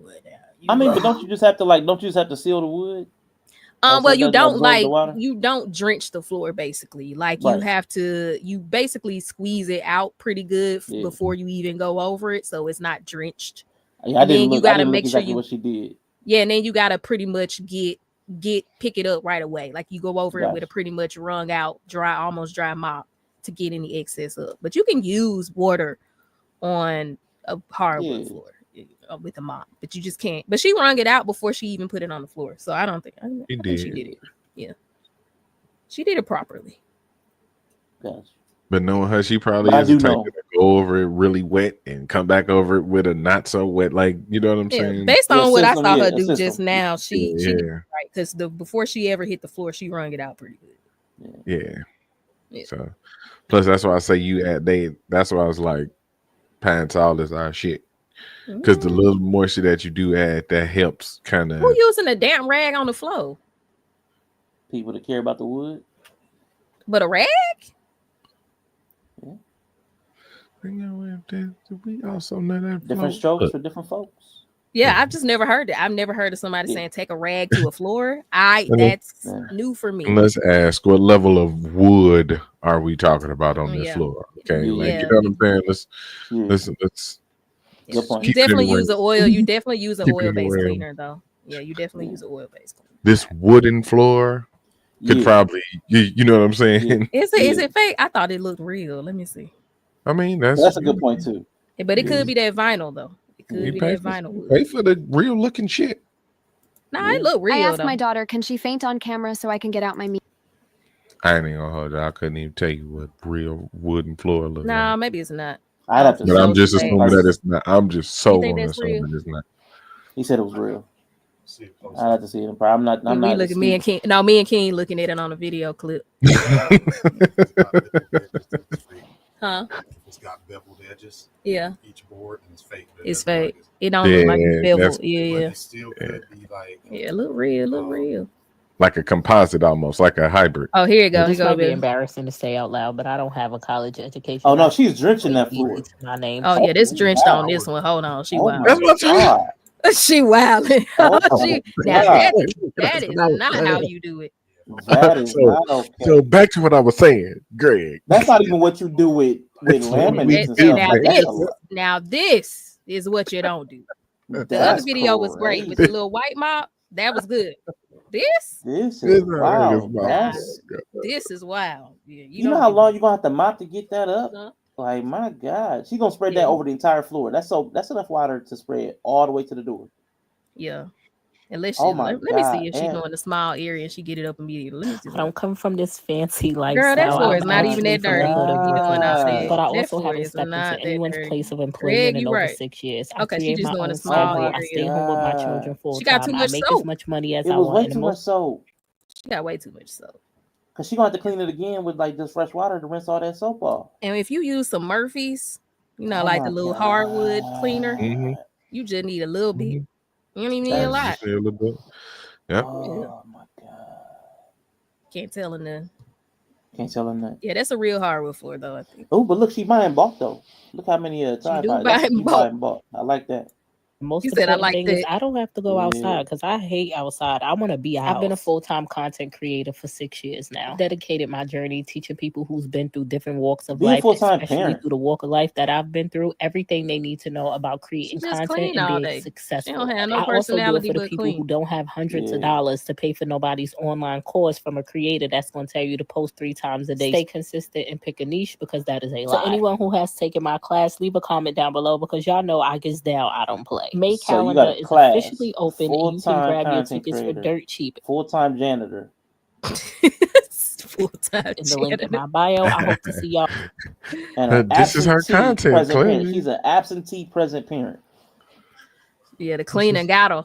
She in a committed relationship with cleaning. She a deadbeat mom. You said she a dick. Today's my birthday. That's so strong too. I'm really not big on birthdays and holidays, and everybody makes me feel bad for it. Every time somebody asks me today what I want, I'm like, oh, I just want we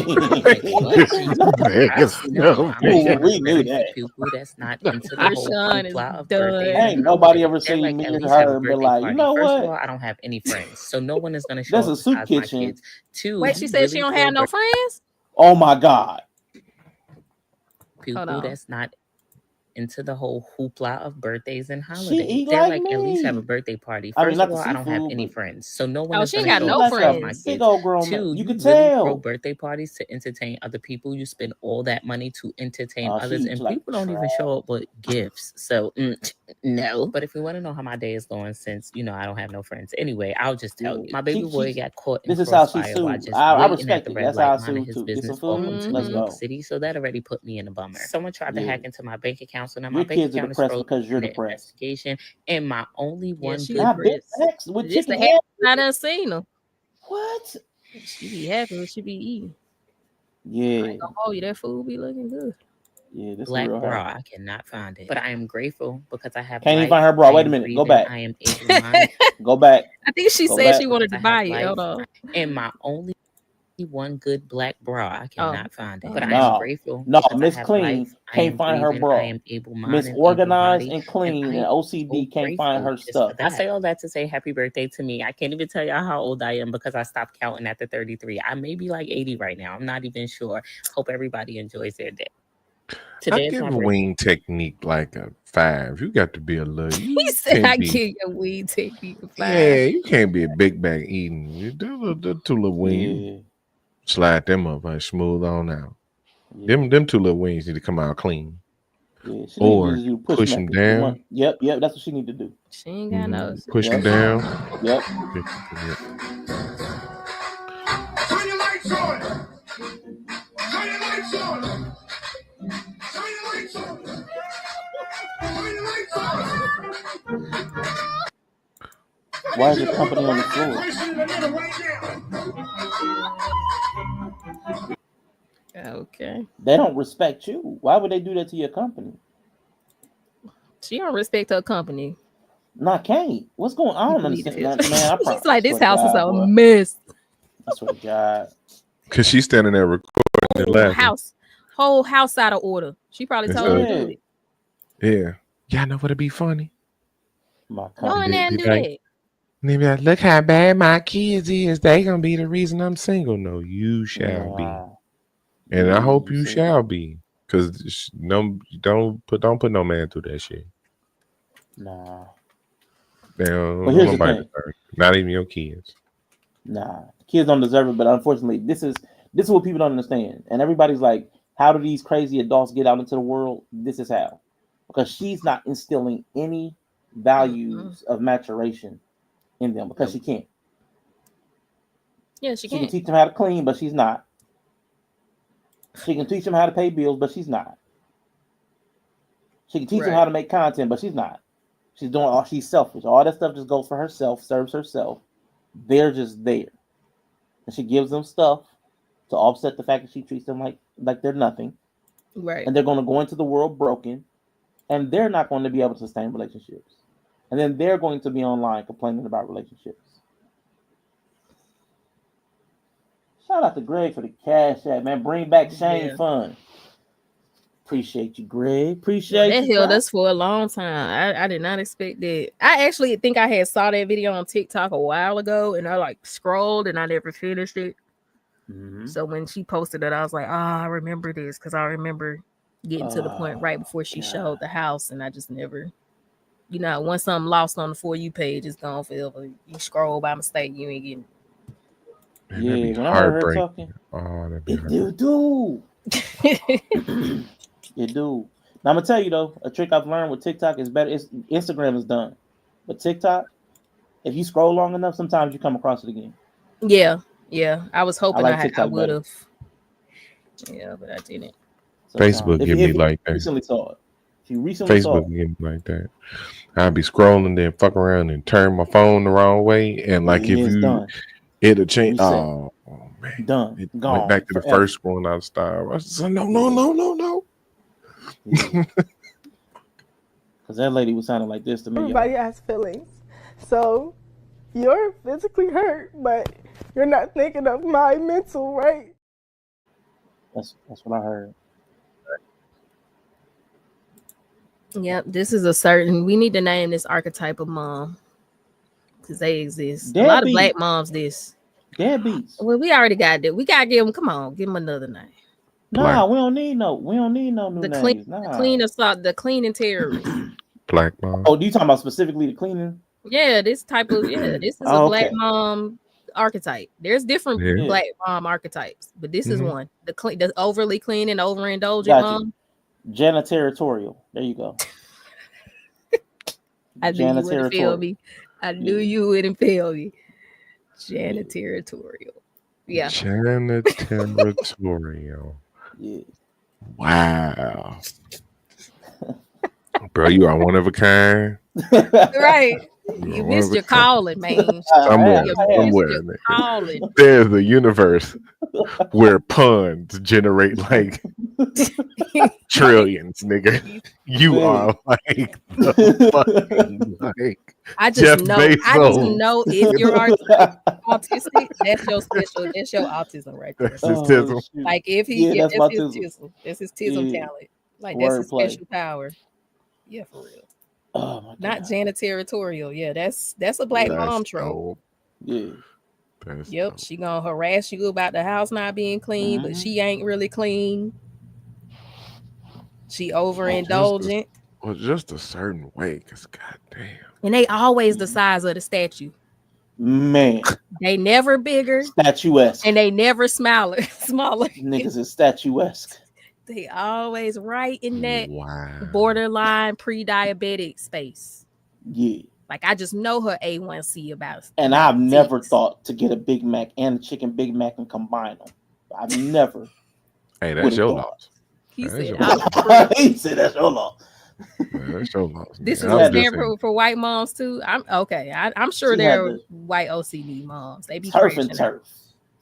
Yeah, like but I know this. I just know black moms do this too. But I'm sure there's a white mom version of it. Yeah. Yeah, it's somewhere out there. She's Honey Boo Boo's mom, but it's weird. Mm-hmm. They always be the size of that statue too. I think they clean too much to get bigger. Yeah. So they really don't lay around when they get home. Okay. Did y'all see? Did y'all see Lizzo go to the statue? Yeah, I posted it as one of my pictures for the week. She looking good. She went and got her hair did like a girl.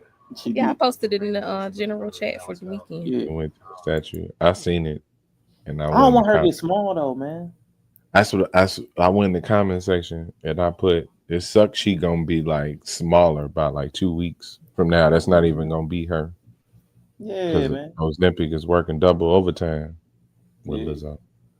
So, just so happened that she was at this weight when this happened. This is dope. I guess she plus size again this week. Just like you know what I'm saying? Just like our friend Serena was black for the Super Bowl. Mm-hmm. You know what I'm saying? Because she's so skinny as hell now. Like, what the fuck? Man. But I know thin is in too. It is. But I think plus size should be Lizzo skinny. Like, plus size should be Lizzo skinny. Like, when she loses weight, her low weight should be plus size. And that's what somebody argued with me online. I said, y'all know plus size is a size 10, right? She gonna get smaller than that. Well, I'm just saying, according to everybody else in the world, a size 10 and up is plus size. Yeah. Because that's just the plus, right? It's like 9. 10 and up is plus size, right? 9 and plus. 10 is, if you look at a size 10, Lizzo ain't even a size 10 yet. Nah, she ain't done that far. I don't want to get that far. Yeah, so. Yeah, man. I mean, I like big person representation. I like some big people. Now, I thought Lizzo at that size, doing the activity she was doing, like I thought that, because Gerald Levert was a big guy and he dropped dead at 40, but he was always like singing and dancing and stuff on the stage shows. But I'm like, carrying that weight and doing all that might actually make you drop dead soon. Like, I'm healthy because I can sing and dance. No, not necessarily. You might overwork your body. A little heart just give out when you're on stage or something. So at the size she was, okay, lose some weight. But I like her representing the big people. You know what I'm saying? Give it up for the big girls, man. Come on. Come on, big Liz. Do not become skinny. Man, we do not need another skinny person.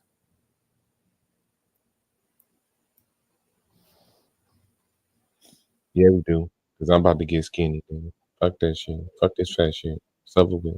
You be big back and not fat. Well, regular people, now we can have as many skinny regular people as possible. I'm talking about the stars. Like, we don't have too many. Yeah, I'm not talking about regular Greg. I'm not talking about regular people. Regular people. Get to my Greg. I thought you said. I thought you just so you said it. Like, I ain't talking about Greg's. Yeah. Like that. All the regular people, you can be whatever size suits you and your lifestyle. Don't matter.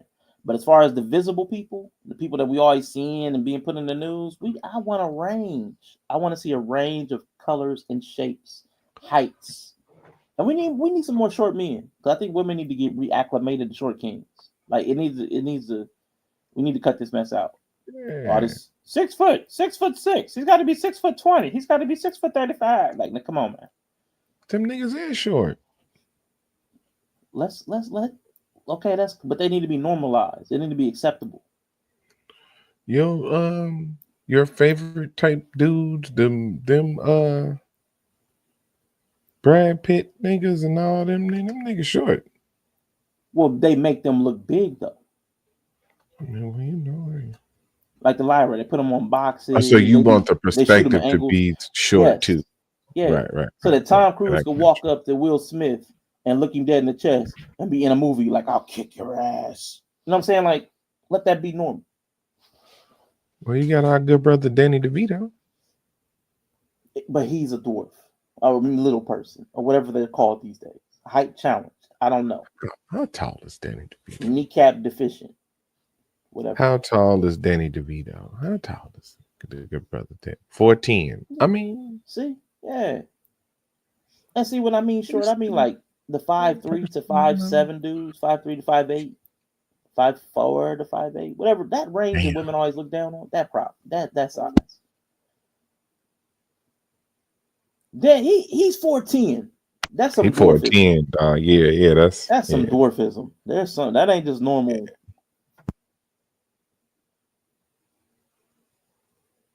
There's something else there. Ain't a country on this earth producing 4'10s.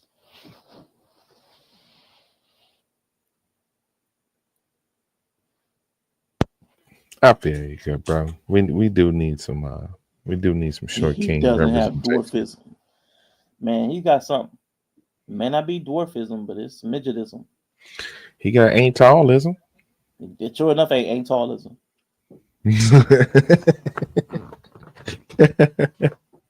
Below 5 feetism. Not tallitis. Yeah, not tallitis. Yeah, all them, man. You got all them. Look down syndrome. Wow. Okay. Damn. You could have said ground syndrome. I mean, I could have. See what I mean? Greg, short people. Short people, not tall dwarves. Right. See, Danny DeVito is a really tall dwarf.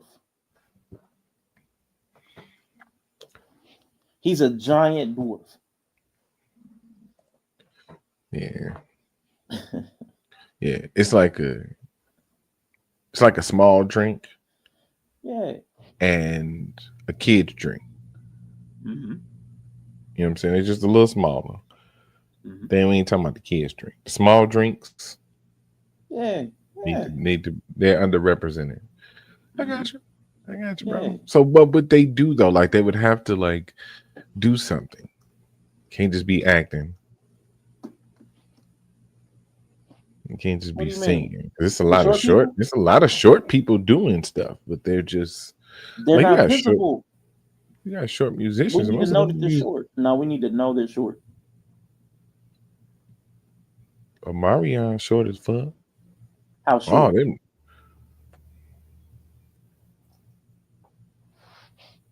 But see, here's the thing. Like, how tall is Omarion? So, Yella, you're still doing the thing. You're still doing the thing like, okay, listen, you're doing this thing where you say, this person is short. And I'm telling you, they are represented as tall. They don't put them against normal sized people so that you know that they're short. Keep it relative. The only person that they do that with is Kevin Hart. Everybody knows Kevin Hart is short because they'll put him up against anybody and you just see them looking down at him or he's looking at their belly button or their chest. That's what I mean. What we have to know that they're short by comparison. Like they just need to be, because if there's a big person up there, we know they're big. They don't do an optical. Yeah, they be doing angles to make them look taller. Yeah. Kind of like the K-pop people and stuff like that. They never shot Lizzo and did was that Photoshop to make her skinny on on video on like Saturday Night Live. Let's slim her down 75 pounds. Never. How tall is Kendrick Lamar? 5'5". Yeah, he's short. Not too short. Then you were just a tall midget. Exactly. As a man, once you cross 5'2", you're getting in the tall midgetacy. Dude. Okay, I hate to be the bearer of bad news. Oh, what happened? Black fatigue. Oh yeah, let's go. Okay, so what does this mean? I honestly don't know. I saw it and I just felt like it was foolery in my spirit when I saw it. I was like, this feels like we don't need a term for this. So do you know what this is bad? Because I've heard black people talking about it and I've heard white people talking about it. So I have assumptions, but I won't investigate because I don't want to know what this is. Like Let me try to, because to me it just seems like racism. I don't know. I'm gonna tell you what I interpreted as black fatigue. If I were to say it, I'm sick of these niggas. Right. That's what that means to me, and I don't want to discover that as a TikTok trend. Right, that's what I'm saying. Niggas. Don't we already have language for being sick of your people when you're tired of them? Like, why do we have to make it a whole thing? Because everybody's gonna use this term. Yep. See, when you start making it a whole thing, now you're gonna hear white people talking about, I got black fatigue. Yeah. And when I see it on the news, when I see it on like this, I don't want to see that on like CNN or Fox News. Voters cite black fatigue as the reason they voted for J.D. Vance for president in 2028. Right. Is that not, I'm just sick of these niggas? Yeah. That's what it sounds like. But I don't want to confirm that. I haven't wanted to confirm that. So if you confirm it, I'm on stream. Because every time I type in black fatigue, I see white folks talking about it. And that just automatically makes me feel like, Yella, put your hand down. We're not calling on the men today. Go ahead, yo. I only see white people talking about this. I'll say this part. I'll say this part, right? Let's go. I can understand. Okay. So I can understand where they might be saying it. Okay. Because there was also this lane where white people were making so much room for niggas to their own detriment. Like actors was leaving jobs. Like this one lady who was playing she was playing a half Jewish, half black cartoon character. Now she's half Jewish, but because she isn't half black, she decided that she wanted to quit the job and give up the role to somebody who exactly identifies as the person who's doing this role. Yeah, like you had that level of type of shit, right? I know there's a bunch of other shit going on, but you got that level of type of shit that people talk about. I remember that. Right. So when you're seeing that and you're seeing it kind of expressed as their kid, I know this is her saying, and this has always been her saying, so I'm not gonna necessarily like jump on her neck about it, so to speak. But like at the Met Gala, they asked Issa Rae, like, who you rooting for? You know, she said everybody black. Yeah, they get tiresome after one. Right. They get tiresome after a while. You know what I'm saying? It's like hearing the people who cry about inclusion have become the most exclusionary people. So liberal fatigue. I mean, it might be that too, but you know, it's you gotta be specific about who you're talking about. No, but you gotta be specific about what you're talking about too, because I did hear somebody say something that kind of encapsulate what I was talking about. Like, remember the Sinners conversation, and I was talking about like the genre of movie. Yeah, black horror. Right, said remember the Titans. Right. Black horror. Right. Remember the Titans. But no, remember I was talking about that, and there was like this need or emphasis, and this ain't to really like go back into it, but just more like compounded, I guess. Yeah. Like there was a need for a certain element of the movie to make it as good as it, right? Right. And then like I seen a quote that kind of wrapped that all up, and it was like when the demand for racism outpaces the supply. Mm-hmm. You know what I'm saying? So when the demand of oppression outpaces the supply, you have to kind of generate it somewhere. Okay. And for us, we have made oppression a rite of passage in blackness. So you can't have that, not be reminded of it, no matter where you advance in that. Mm-hmm. So it's being tired of systemic racism. I mean, it's a conflation of a few things. Yeah, I mean, because originally the term Black fatigue was about that, like being fatigued from constantly having to live under like intergenerationally systemic racism. That's what I thought. So I thought Black people at first were saying, "I'm just tired of all the trappings of being Black." That is what Black fatigue was. And then I thought the fact that they're reusing it to mean you just tired of niggas. I'm like, what? I don't mind it. But in a sense, I mean, right? In a sense, it's saying the same thing, right? Like you can have fatigue because that's where I'm at with it, right? That's where my Black fatigue was. Inside or outside. I'm sick of these niggas. Yeah. But I got Black fatigue. I'm sick of this Black experience being Black, having to deal with these niggas. Being a nigga. I'm sick of being niggas. It's basically you're sick being of being associated with these niggas, right? I'm sick of seeing these niggas. You're sick of sick of being black under the lens of how it relates to whiteness is what I understand. Right. So much that so. Sounds so much like so that that's who we become. I can get that. Right. When I hear people talk about it on TikTok, it just sounds like they just tired of niggas. Yeah. And it's like Black stuff. I'm like, things more. Yeah. And I get it. My only problem is a lot of the this is still anti-Blackness for me, no matter who it's coming from. Black people, white people, it's still I don't like Blackness. Is at the root of this. No matter what. I'm fatigued by Black.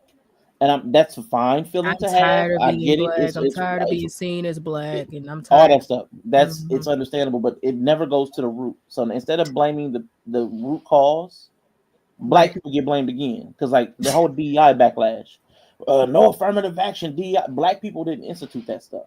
It was for Black people, but the people that catch all the hell, it's always Black people. People that everybody gets pointed out or targeted are the Black people.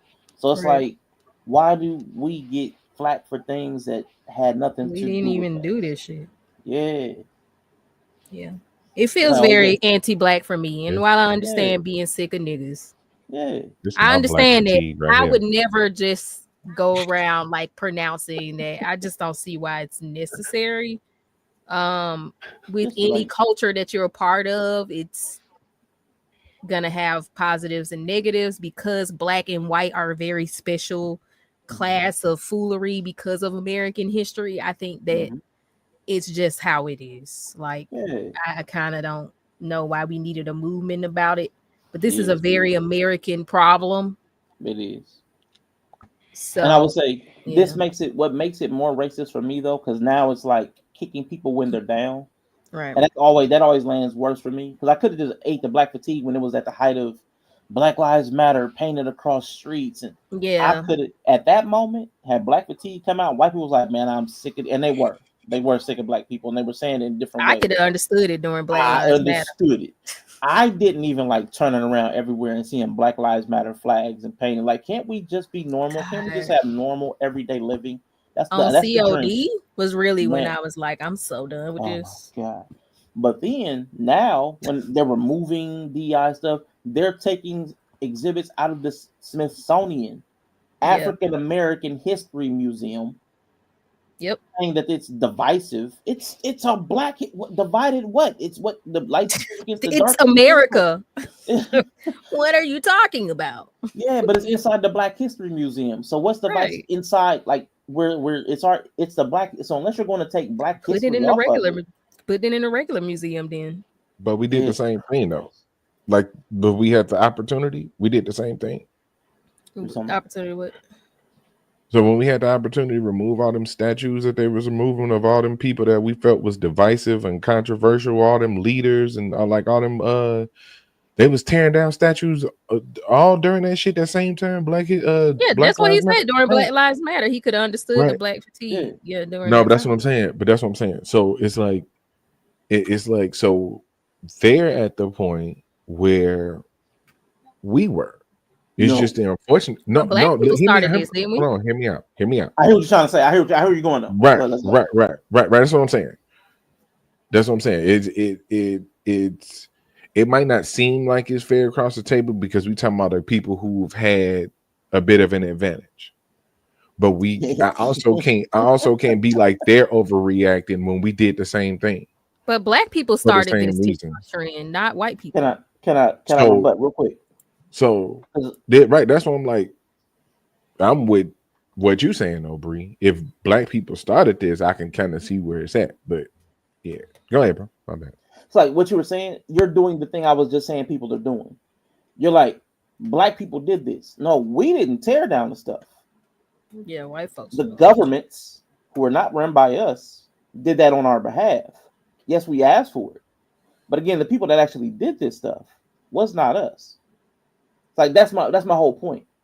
It's like, yes, we're asking for things, but the people who are actually pulling the lever, they're not us. The people who was wild and running around doing it too was also white liberals. Yeah. So like, okay, like right now, okay, Yella, like here's what I'm saying. Like to follow my train of thought. If David Duke, known for being a Ku Klux Klanman, went to Congress and was like, I want all black people rounded up. That's who he is. I would not be mad at him. But if Congress is like, let's round up all the black people, I'm going to be mad at Congress, the person with the power that actually tried to pull that lever. Because David Duke can't pull that lever. That's what I'm talking. That's my train of thought on this. Like, be mad at the person that's actually pulling the lever that's affecting, as opposed to the people who it's done on the behalf of who have no power. And I my only counterpoint is, I think it's fucked up to call it black fatigue, but what I hear a lot of people describing is fucking white liberal fatigue. Yeah, I mean that's what it is. What I'm hearing a lot of people talk about really be white liberal shit. Like they really be on that more. Like they fight for on behalf of black people, but it be white liberals. I'm like, I feel like what I've been hearing people describe it as is white liberal fatigue. Yeah, the progressive. Truthfully. And we ain't gotta call them the white. Yeah, we just call them liberal or progressive because it ain't. It's a multicultural group of people that feel like blackness is a protected class. Yeah, and victims always. Yeah. And it's okay to a point because there are disparities, but there's a hyper focus because there's money there. There's something about black people where there's money there, and I can't say specifically. I think it's the anti-blackness. It's kind of like how we watch hate content. We rage bait people. There's something inherently anti-black about mentalities across the globe. Right. Like no matter what culture you go to, the darker skinned people are looked down upon. Yeah, it's gonna create for whatever the reason. Sure. Whatever that stands for, because this is not uniquely American. Everybody is against the dark skins across the globe. Even in Africa, where everybody's dark skinned, you be like, you're a shade darker than me. You're nigga. I'm sorry, that was racist. But I'm just saying it's a completely world thing. It's not unique to us. So because of that, I'm not going to blame white people. I'm not blaming white people. So let's just say there's an anti-blackness that it garners attention. It's like rage bait. You put black on something, it becomes rage bait. So every time they want to do something for black people, it becomes rage bait. So like let's fix that. Don't put the trippy title on there. Let's not put black on there, which is what they tried to do. Progressive tried to do that too. Obama and them. And I complained about that. So here I am being a little hypocritical. I'm like, nah, the anti-Asian hate bill had anti-Asian 687 times across 2 pages. But then I can't remember the name of the bill. What was it? It wasn't a Willie Lynch. If somebody got lynched, and it was an anti-lynching bill, and it barely mentioned African American or black people. They were talking about minorities or people of color, which allows them to redirect funds to people that are not black. So if you're trying to address something for black people, you need to say black people. But unfortunately, black is a trigger word. But there's something there. Whatever it is, we've been trained on it. It's a trigger word. Same way with submission for women. They're trigger words for all of us. And black, for some reason in this country, is just a trigger word. So as soon as you say something for black people, people get pissed. So I'm like, we got to do something about that. There's a real problem there that nobody's even looking at. Forget the painting. Forget Black Lives Matter being painted outside of Washington, D.C. Forget the statues. Forget the statue in Times Square. It's making black women a target. Now that's stupid. Whatever it is, every time somebody says black, everybody gets triggered, including black people. So where that themis chat of all black women, or generally black women, is cannibalizing themselves, that's where the problem is. Because it's not even, white people aren't even a problem. You put up a black statue from a black man of a black woman, and black people turn on each other. Where are the white people in there? Well, the white person at the Times Square Commission, they approved the statue. It's art. They did their job. Somebody said, I want to put up art. Hey, I'll put up some art. It's art. That's completely neutral. But black people, by black people, for black people, no, it's hate. She ain't got no bra on. It's a mammy. There's something wrong. And we can't blame, for me, I can't look at white people and be like, something's wrong with you when I see black people doing this. I got to start with the closest to myself. I see my neighbor hating black people. I got to talk to you, because if you hate black people, how can I be mad at the white person? They don't live with us, don't work with us, how could I be mad at them for being tired of us when you saying you're tired of us? I'm black. I'm tired of us. I've been saying I'm tired of niggas for a long time. So, but what does that mean? I'm tired of our worst behaviors, absolutely. So of course they would. And if they don't get the benefit from our best behaviors, that means our worst behaviors are 10 times worse. Because see, I know somebody in my family gonna make some good food. So I get the best of us while I'm dealing with the worst of us. So they don't get that. It's like on a real reasonable level, a real reasonable human level, why wouldn't they be more pissed? But when I heard what I heard on Themis with the black women turning on black women, you sloppy, you this, you that, and it's not even a real person. It's not even a person. Just the image of a black woman made black women angry. What can you do with that? So we got to work from the bottom. We can't go to the top and try to work down. That trickle down, we learned a long time ago. Black people, liberals will tell you all the time, trickle down doesn't work. Trickle down's a myth. It's a lie. They talk about Reaganomics. It trickle down. It never trickled down. It's true. It's not going to trickle down. So quit trying to go to the top to get stuff at the bottom fixed. Quit going to the White House thinking you're going to fix black people up there. It's not going to happen. We got to start with that goofy ass mom cleaning her kids out of house and home. Bottom up. We got to go beat her. Yeah, I said it.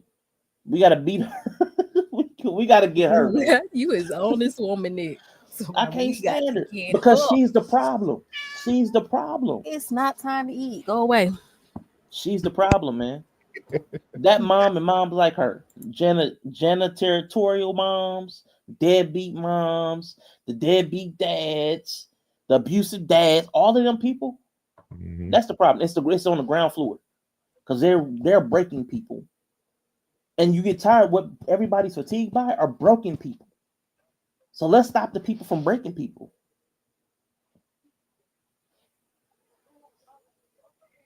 Shit, man. My bad. I got trauma fatigue.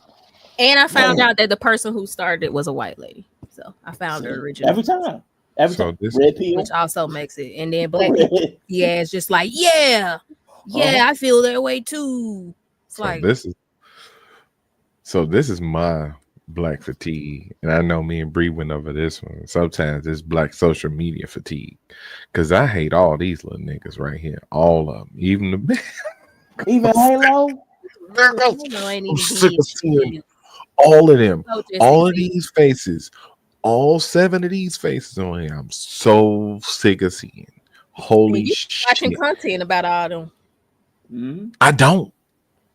Oh, you was definitely what we had. Okay, DDG and Howie. Okay, those two. No, I'm saying. Okay, that too. But my point is this: them other 4, I don't even speak about the Diddy. I don't talk about that shit. I don't click on none of them videos. We had streams talking about all of these things. I mean, that's topical. Them 2 little people at the bottom, though. We talked about Miss Shirley. They're topical now. They topical now. We talked about them in the Discord. I told you I had been seeing they topical Okay. now, right? But I'm talking about. I'm trying to figure out how the hell they made it to my thing, and then I mean it's there. We So talked about it in Discord. Oh my There God! If y'all don't know, okay, I'm gonna tell you right now. If y'all don't know about, if y'all don't know about the girl, the two girls in the bottom corner, the little baby, Miss Shirley.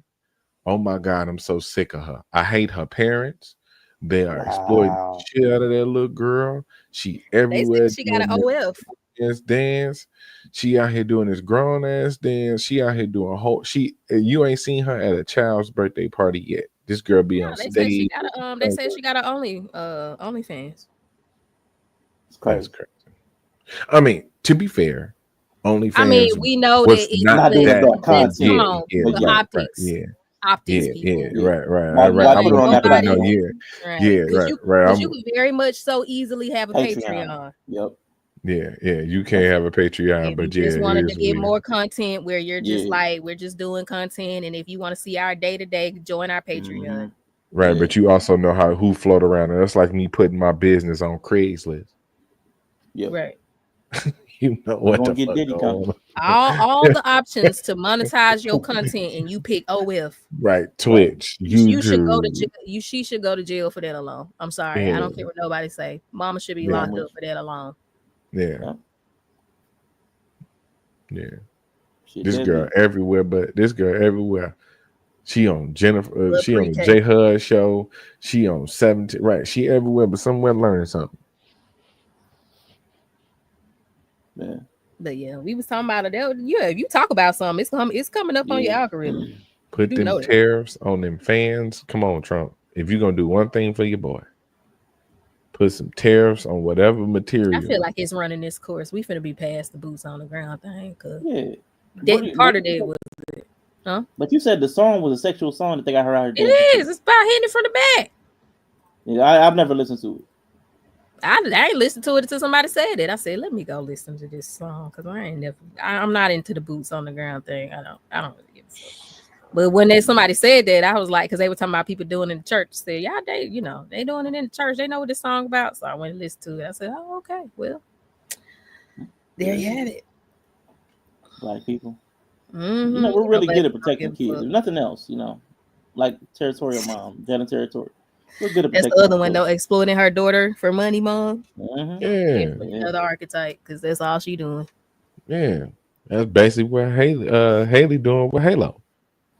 That's why he looking like help me. I'm just tired of seeing him because I don't like what's going on. Yeah. So he just guilty by association, really. I'm like, Halo ain't doing nothing to nobody. He just guilty by association. That's why he looking like that. It's more like a look of help.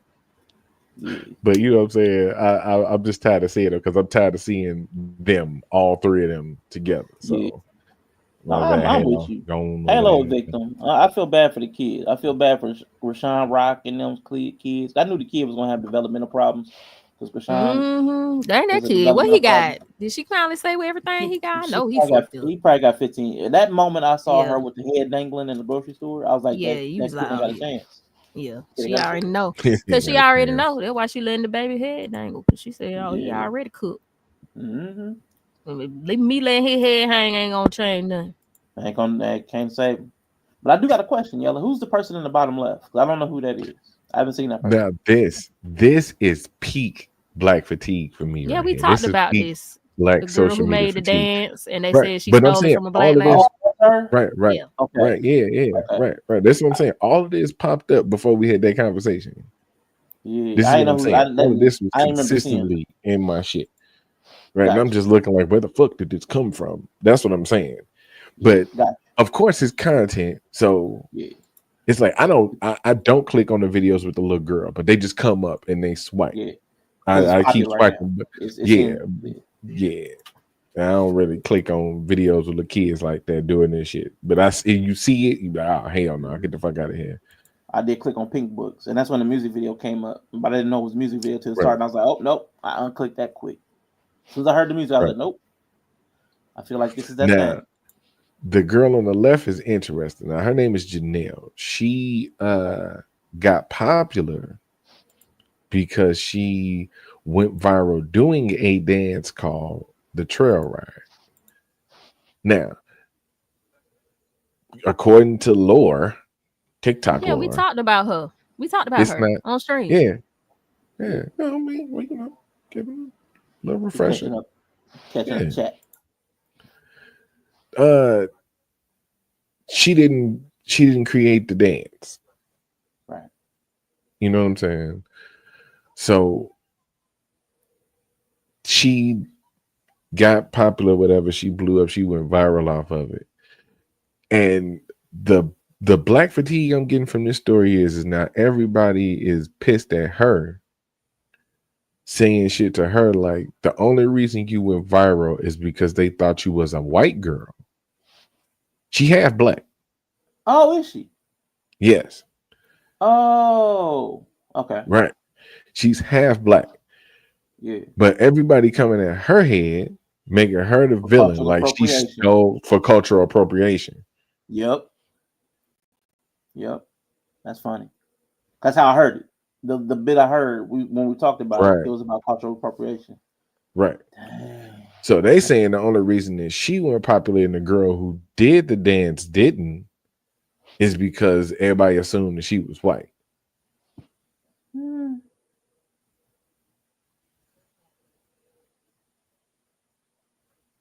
So, of course, me being me, y'all found out she had black. Now what? Y'all still gonna cute? Right now, it's like skin privilege. Yeah, it's always something. It's like janitorial mom. It's always something. It's y'all making me. It's always somebody else. It's always something else. You always want to have a reason to blame anything else other than your own biases. Right. But if you see the dance, it's like, this is the stupidest shit ever. Y'all really backflipping over this? Yeah. These little stupid dances pop all the time for no good reason. Yeah, like Bree said, this shit gonna be over with in about 6 months. Once this Cowboy Carter tour over, you think get cowboy fatigue. Watch all this country shit. Motherfuckers just gonna have funky ass boots in the corner of their closet for the next 6 years that they ain't never gonna wear again. Because this fad gonna be out of style. It's a fad for sure. Nice. It's interesting, man. I don't know. I don't believe that whole thing. I've seen too many brown skinned, dark skinned people blow up over some nonsense too. So I ain't gonna say because she white. I ain't gonna say because she light skinned. I know where they got that idea from because the whole centers thing, the cultural appropriation. I know it's a hot topic, but everything ain't that. Sometimes somebody was just in the algorithm. Because I know I've come up with some really clever stuff. It'll never pop from over here. But somebody with the right channel, with the right audience, put it in front of them, it might go viral. Same content, it's just in front of the right eyeballs. You got to put something in front of the right person. It's all about opportunity. We was in Discord talking about music. There's this dude, Vincent Canada. They did a version of Creep that's amazing on some show called The Four, where Diddy was a judge, by the way. Speaking of Diddy's and these faces. It was amazing. He has not blown. He was in front of some amazing faces. He was in front of Diddy, I think Meghan Trainor. He's on national television. Still not a nationally known superstar. So, I mean, even if you're in front of some of the most prominent names, Cassie was getting mouth full of pee. Gargling. Blah, blah, blah, blah. I mean, just gargling. And she's still not a superstar. She's not a Leah. She's not Beyonce. And I mean, she took it on the chin. He found her real talent. That's all. Yeah. He found her real talent. Yeah. They stole my whole flow here. What up? What up? Take your whole podcast, Chris Black. This nigga made the damn sound, dog. I hate maybe he uncovered her real talent. He said it's waste in the studio. He did. He said you got better talents. You like to freak off. Yeah, she like to freak off, and he found it. The one song she sang wasn't some iconic classic either. We got a long way to go. That's my song. All I remember is got a long way. Gotta make up now. Yeah, the lullaby song. We used to call it the lullaby song. Like but the crazy thing, like they saying, all those songs we know her from were with her previous manager, not after she got with Diddy. After she got with Diddy, we never heard a song again. Yeah. Way to rock the boat, my bad. Yeah, after she got with him, we never heard another song from her. Yeah. And you know what? I can't remember a single Cassie like visual except when she was in the Kanye video where I thought she was Asian. Yeah. Only time Cassie even stood out in the world to me was when she was in the Kanye. I was like, who is when that? She had that little shaved hair? Yeah. No, she had like some Asian makeup. I know for a lot of people, when she had the shaved sides back then, it was kind of like it caught attention. Yeah, she was rocking it. Yeah, because it wasn't. She kind of started that whole shaved side trend. At that moment, when I see the shaved side head from somebody that had long hair, I think trouble. I think Britney Spears as soon as I start seeing that. I'm like, okay, she's halfway Britney or quarter Britney. How shaved she goes. And I would have been right. I didn't know, but she was on her insane trip. Who knew? I mean, and the reason she shaved is because Diddy did that to humiliate her, but then she ended up rocking it. Yeah. And it became like a whole hair trend after that. So Official Girl was kind of dope. That's more of the Wayne feature. Okay. Diddy ain't even did nothing. He been quiet. He been locked up. How you mad at Diddy? He in jail. Chunky Cooter name drop. Let's go, Chunky Cooter. Yeah. Hey, let's go. Hey, the trial has been interesting. I've been listening to people reporting from in the courtroom, so I'm just I want to hear what is actually happening because there's a lot of people just because it's federal. A lot of people are just making up shit like, oh, they said this and they said that, and I'm like, that's no. So I listen to recaps by people who was in the courtroom. So let me ask a question. Now, Yella, I know you got black fatigue. These are the people that you're sick of seeing, sick of hearing. Are we allowed to have thoughts about this? About what? I mean, that's my fatigue. I don't know. I can always just sit on the sideline and drink a haterade. I get back in the game. You know what I'm saying? Y'all go ahead. What is your take on the Diddy Cassie thing? So far, well, she's done witnessing, but yeah, I mean, I think it was interesting to hear. It's really hard where it's another dynamic. I think she was 19, he was 35 when they met. Mm-hmm. And outside of the age difference, which to me, if they were both normal people, it would be like whatever. But I think there was always a crazy skew there, not because of age, but because he was Diddy and she was a nobody. Yeah. So I just think it was already bad here. Yeah, it's just like the power more than anything. I think even if you were the same age as Diddy, you still gonna be in a crazy skew if you're a normal person because he's Diddy. Like I don't think it matters the age. But it was interesting hearing it. I do think that a lot of, unfortunately for her, the defense did a good job of saying you just freaked out hoe who like to do drugs. Yep. That's kind of what they basically, that was their defense for her. Like, nah, this hoe was freaked out and she loved it and she could have stopped at any time. She was the one starting them. Yep. And I'm not like listening to the whole thing. I'm like, you know what? I ain't gonna hold you. I'm not gonna hold you. But at the same time, I do think there's some nuances of domestic violence that is not understood here that possibly could be also a big part of it. Because I mean, based off some of the stuff they said early on, like once she started pushing, when she pushed back early on, he started beating her ass like full throttle. You can, if she's like not leaving, you kind of learn how to behave. You know what I mean? So I think there's a lot of that going on. Like, oh, I know if I say something, he's gonna punch me in the mouth in front of everybody. So let me just not say nothing. Let me just try to play into what I know works because I'm here for a reason too. Yeah. I get a certain lifestyle. She was in love with him. I do believe it. I do believe she was in love with him. And he also gave her a certain lifestyle. So I think a lot of the behavior they were talking about was also her just adjusting to him because she just wanted to be with him. Yeah. Okay. But yeah, she also was free. So, I mean, but that's cool. You know, nothing wrong being a freaky frog. But I think she did love him and she wanted, you know, what he could give her. Yeah. They was together 11 years. Shit, like long time. Nah, that was just part of the deal, Greg. So yeah, like, some people, Young Miami said that too. She said she like getting peed on and stuff. You know, it's people who like getting peed in their mouth, in they all kind of orifices. I mean, yeah. But it was over the course of 11 years, and they had right. all kinds of freak offs. So the amount of fluids that passed and who did what is I don't have the details. I know they talk about. Clearly they have some sort of a degradation kink. So I mean, Yeah. you start talking about people like degradation kink, then P has entered the chat. Like I don't know. I don't know why people are like P is like, yeah, but she's also doing 4-day freak offs. Yeah, like 4 days straight. 4 days straight. That's wild. I don't know if any sex is that good. Like 4 days straight, bro. Like, it's crazy. Yeah. That's crazy. She got like a David Goggins type sex drive. 96 hours of freak offs. That's crazy. Yeah. I was just curious, kiddie pool full of oil. That's crazy. Yeah. I was just curious. My take is a lot like yours. I don't really. It really does not. I know there's laws in place. Right. Some of the stuff Diddy did or is going to be seen as wrong, but as far as her and him, the domestic violence is the only thing that I see as wrong. Like, she for me, she was definitely a consenting adult. Yeah, same. Him beating on her and stuff like that. That's wrong. That's a violation. That's a DV. But yeah, I'm not. But I know they're going to get him for the stuff like she couldn't get away and blah blah blah. Hiring prostitutes and stuff. The law's going to get him for that. But yeah. I think they released the pictures of the gigolos too today.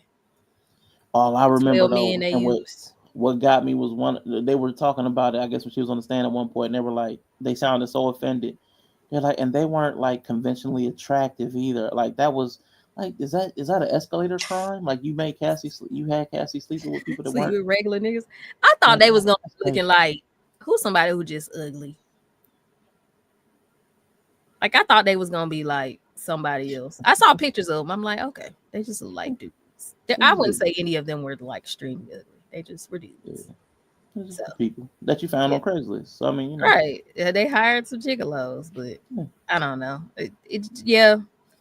She's not nothing. But they moved on to Dawn Richards, and she got ate up by the defense. I mean, defense is eating people up.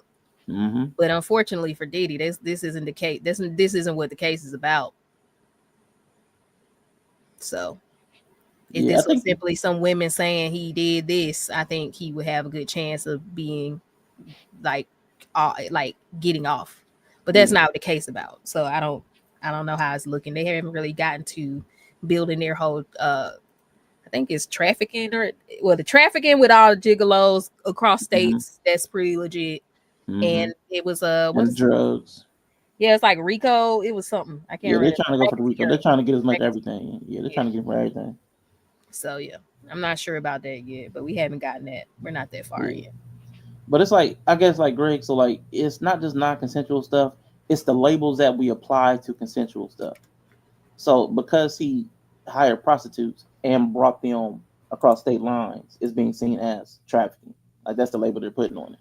But these are people that were all consenting adults. It's just against the law to prostitute yourself, and then for him to facilitate them crossing state lines.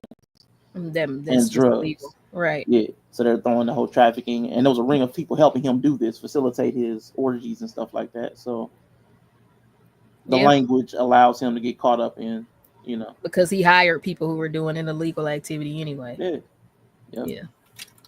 So that played on his own drugs. He wasn't bringing the people in town. So right. Because it probably would have been even a little bit easier if the people weren't paid for it and they were just people he knew who he flew in. Yeah. Like if it was just people he knew who he flew in and he didn't pay them, they probably wouldn't even be able to get them on trafficking. Right. But since they were hired. A lot of stuff, like even the fact that they weren't conventionally attractive, that's not illegal either. But it's a court case. They're gonna bring everything in there to try to shade the jury to make them feel like things are wrong or right, depending on which side you're on. Yeah, I do think they'll get them for the trafficking is pretty clear. Once again, just because you paying them and flying them around for the purpose of that. Yeah. It's like no way to get around that. And they are known to be gigolos. Like there's documentation because you using a website to book them. So it's like, yeah, you can't get around it. Like you hired some prostitutes, flew them across state to come smash. Like you ain't getting out of that. But yeah, all the freaky stuff was like, honestly could have lived without it, but yeah, for sure. Like, I don't know how you talking about this. I guess they were trying to say, I don't know the whole point of Cassie. Like, how is she? I don't know how she's. I guess she's proving that I guess she's a good witness to what he was bringing the gigolos in town for. Like, so I guess that was the purpose of her, as far as prosecution goes. Like, this is what he flew the gigolos in for. It was her. So that's been interesting. Yeah. But peeing in someone's mouth isn't illegal, so why is that in the court case? I think her testimony was just about what he was flying the gigolos in, because you got to prove that he was flying them in for sexual activity. So the whole point of her testimony was this is what they were being flown in for. So they're painting depravity to make it look. I guess they just going into what would y'all do, so they couldn't have no argument that they weren't flown in for sex acts. I guess that's the whole point. Shoot, but Young Miami a perfect example of somebody who consent to do all this, probably the same stuff, and she ain't saying she was anything. She getting paid for it. She consent. She cool with it, so ain't no problem. So, if only he would have found Young Miami first. Man, he might be all right. I mean, if he would have found a Carisha first, he'd be all right. You know, somebody who down with it. He ain't have to lie. She get her $250K a month. She good. All this paying off people who ain't want to do it, you wasting money. You could have just found you a Carisha from the jump. Yeah. That's it. Yeah, okay. Yeah. No opinion. You trying to avoid it, huh? I'm tired of all the fake stories coming out about it, though. There's gonna be a lot. There's gonna be a lot. Yeah, that's the only TikTok culture thing I don't like. Like, why do you feel put out some weird stuff too? Yeah, but people just start regurgitating stuff that's just not true at all. And a quick search would have just told you that did not happen. Like, that's people saying that Prince had a recording played in the courtroom. It's like, you could just go to any person who's actually documenting the trial every day and know that did not happen. If you just following the case, you would know that would even have no point, because up until now, we've only been pretty much talking to Cassie. And now they're talking to Cassie's friends and her mom. So we ain't even moved past Cassie. Why would we be talking about that? Yeah, it's wild. And Greg, it's crazy. Now, I don't think she married Diddy, but again, they were in an on and off relationship for around 11 years. Most of that one, but there was some other stuff going on in there. But she's married now. Yeah. And 8 to 9 months pregnant, like 8 months pregnant now, on the stand talking about all the sexual exploits in front of her husband. Her husband found out that he cheated, and then not only that, her husband I think that man just found out she cheated on him. With Diddy. Up until 2020 or 2018, which is crazy. Bad. Like, one time she FaceTimed him. Wow, he FaceTimed her and she answered while her and Diddy were engaged. Just imagine you thinking you saved your wife from being R-worded and a victim, and now you finding out in court that day you FaceTimed her and she didn't answer is because she was smashing him. Like, you can't tell me he knew that before the court date. You can't tell the way. Nah. I don't think he knew that. I think he had a story in his head about saving her. And that's why he stuck by her despite knowing everything that happened, because it's easier to believe that you're with a victim and you're being noble. But after this court case, now you really like, I'm just with a hoe. Yeah. But then there's also the fact of like status too. I heard he's just like a personal trainer. It's not like he's like a famous person, a rich person, a producer. He's just Yeah. That's what they were saying. They was living with her parents. I think her mom. They was living with her mom. Listen, before she sued him. If I was 30 something and Cassie was hollering at me and Cassie giving me the time, and I'm gonna make some allowances too. You know, I'm gonna be like, that's Cassie. What you talking about? And I'm find all this out. man, I'm out. Yeah, because that's what I was like hearing the story, having the story that she's a victim and she escaped barely, and man, listen. You've picked up her pieces and you've helped her become strong and face her abuser. Like that is a whole different story in your head than like. Because you know how she laid it down. You know yeah, she laid it down just how like she Cleaner Mom. No, Just like saying, they turned me into something I would never be. I That's was not never my character. that. It's not who I am. I was trapped. Now you hear that while she was with you. Yeah. She was still smashing him. Yep. Talking about she want to be with him. That was crazy. Man, I would have crashed out in that courtroom. I would have been in jail that night. It'd have been bad. That's the only person I feel bad for. I mean, he a little goofy, but finding that out in the court case, 3 kids in, I think she pregnant with a 3rd kid or something like that. Well, he finna call John Deloney. Man, it rocked. It rocked. I found out in court that my wife didn't actually get R-worded to her abuser who she was with for 10 years. She was texting saying, "What you doing this weekend?" Right. She was getting meetings with them. Like, oh man. Yeah, it was bad. Some of the stuff I saw, I was like, this is bad. But again, he did enough ancillary stuff that they can catch him up on a bunch. They gonna get him like who was that old gangster that they got for tax evasion after he did all the murders? He ain't going home free, scot free. Capone, thank you.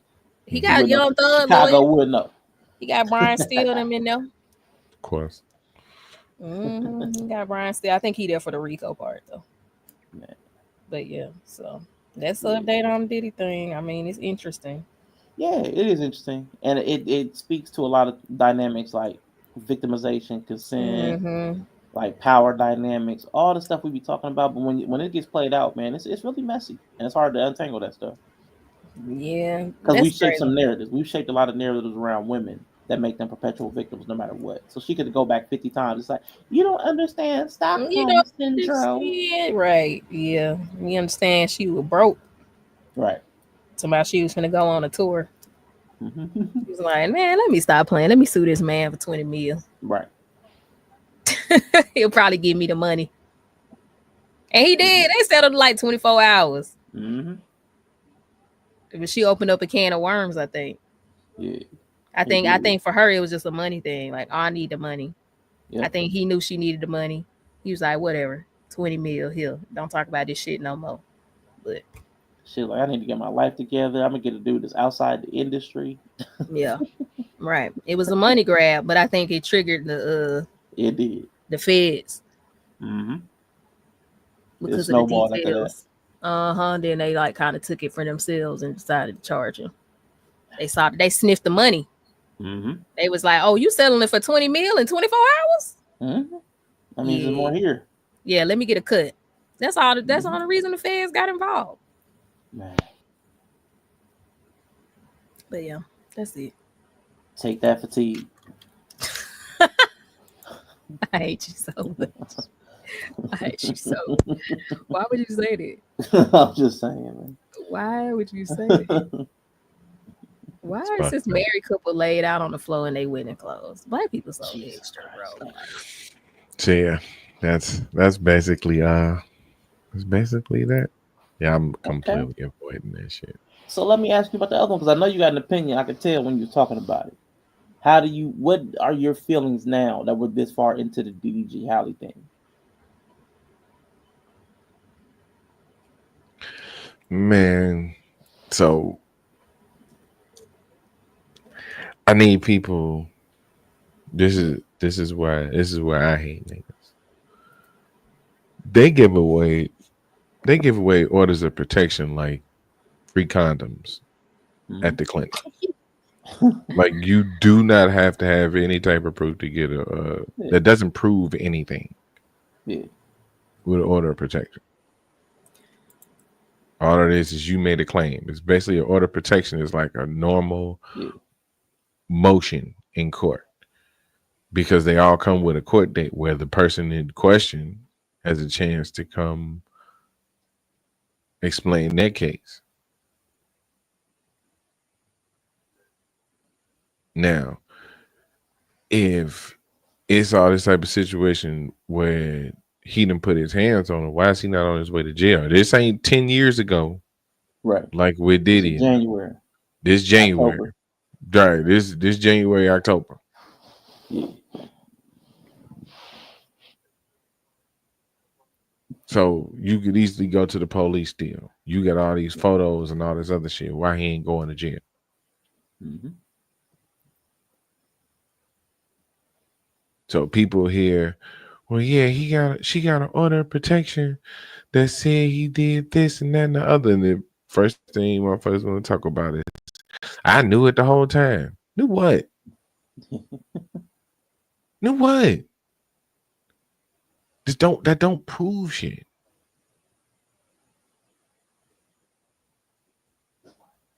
Now, I don't want to have the exact opinion on this shit because I don't want to get too incendiary. Gotcha. Not going to do that. But you're also hearing from a woman who says she be on bullshit. True. And the response of the people who saying that he's an abuser is, well, you know, she an Aries. She don't play no games. Fuck y'all. Yeah, that was stupid. Fuck y'all. I hope something terrible happened to y'all. Like real shit. Let's go.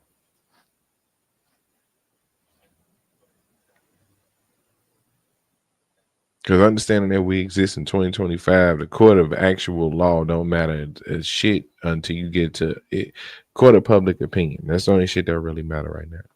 This nigga losing all types of deals and all this shit over accusation. You lose deals over accusations now.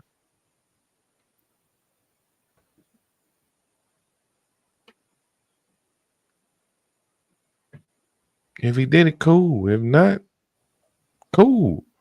Honestly, I don't care. Okay. Even if he did do it, I don't care. To be straight up with you, I don't. Because I'm tired of people being on bullshit and then being surprised about the results you get.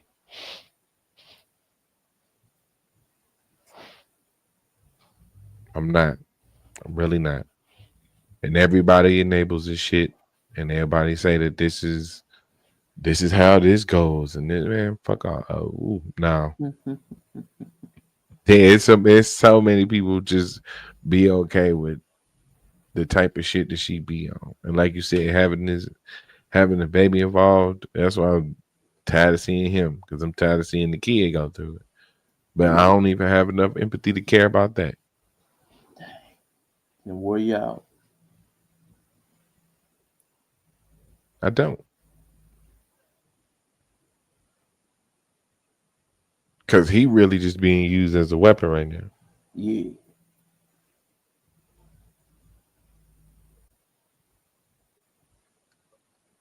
Because now they make a whole temporary custody orders off of order of protection.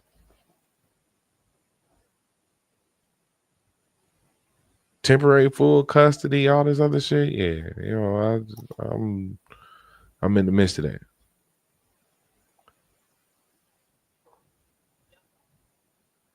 Sick of these bitches thinking that the kid is just theirs.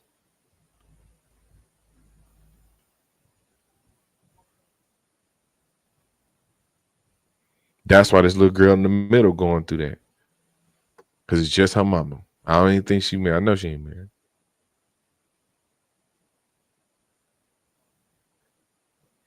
Ain't no daddy around, because I swear to God, ain't no way in hell my daughter finna be 3 dancing on stage in front of thousands of people doing that whack ass dance. Popping her fan. I'm popping faces.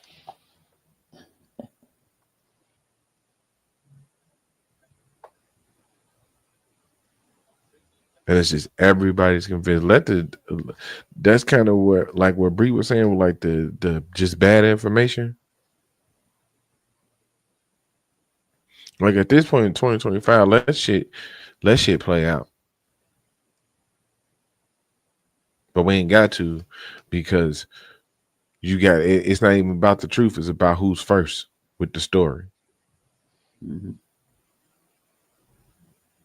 And then at some point, the story don't even matter.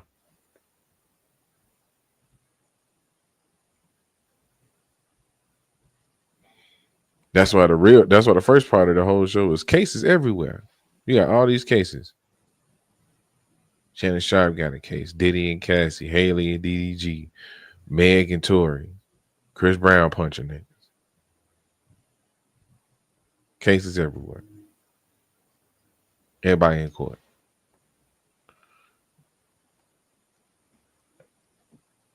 Denzel always say he gonna throw cases on everybody.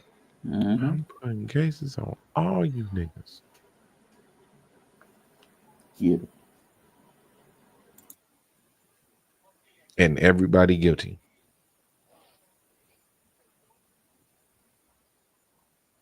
Everybody who's accused is guilty. We don't care. We don't care about no type of details. We don't care about no type of details. We don't care about facts no more. We don't care about shit that regardless of how you feel is how life is set up. We don't care.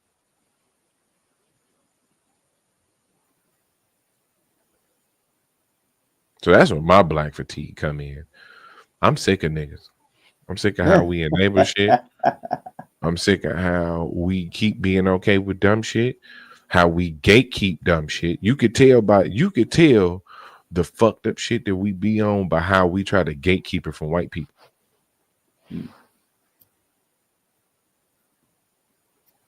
We get mad because a white girl a twerk. So shaking your ass is just inherently black.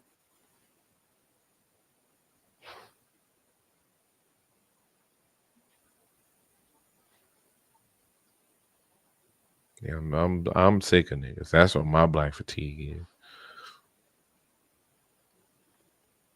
They call me not black enough. I'm mad I share any of the close enough DNA with you niggas.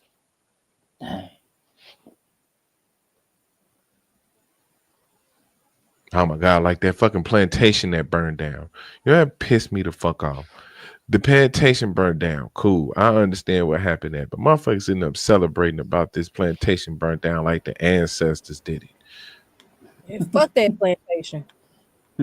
Right, but hear me out though, right? They'll never rebuild this shit. Oh no, I know you talking about the ancestors thing. Right. I'm cool with that. Yeah, I'm cool with that. It's not a place that needed to be around. It probably should have been getting took down. But don't sit up and be like because it burned down in a fire that the ancestors came and took care of it. Why you niggas couldn't get it done? Why you didn't go do it? It was Annabelle, the demon doll. Generating AI images of them having a barbecue or a black barbecue outside the plantation. Yeah, Bree had what was that Sammy out there playing. Yeah, when they put Sammy on there playing because he set the club on fire. I thought it was funny. I'm sorry. Funny, yeah.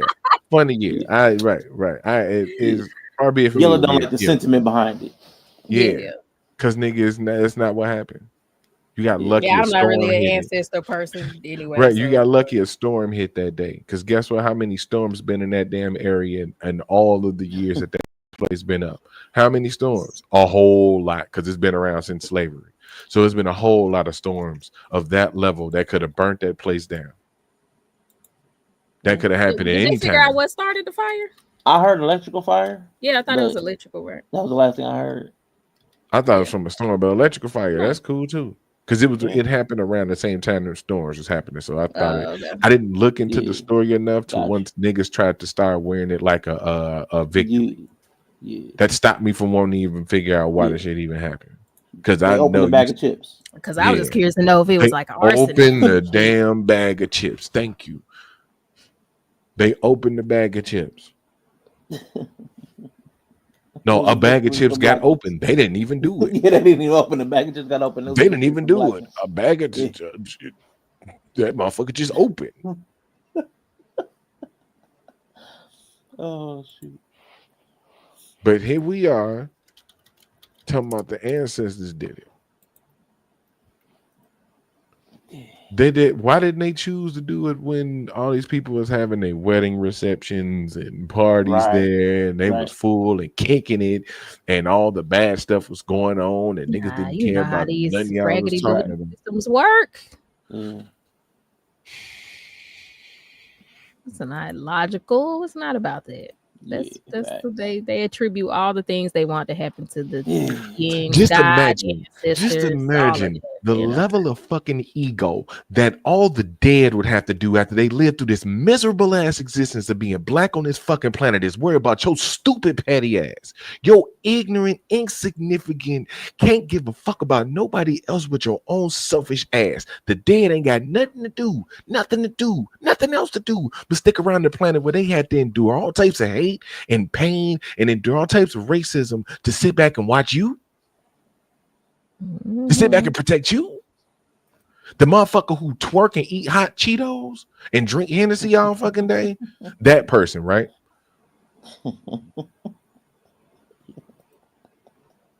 He definitely got black fatigue. That's some egotistical ass shit, bro. To think that the spirits of the dead only stick around to protect you. I mean, and can we clarify that too? Because they ain't even being protected. That means the ancestors did all that. They overloaded one electrical circuit.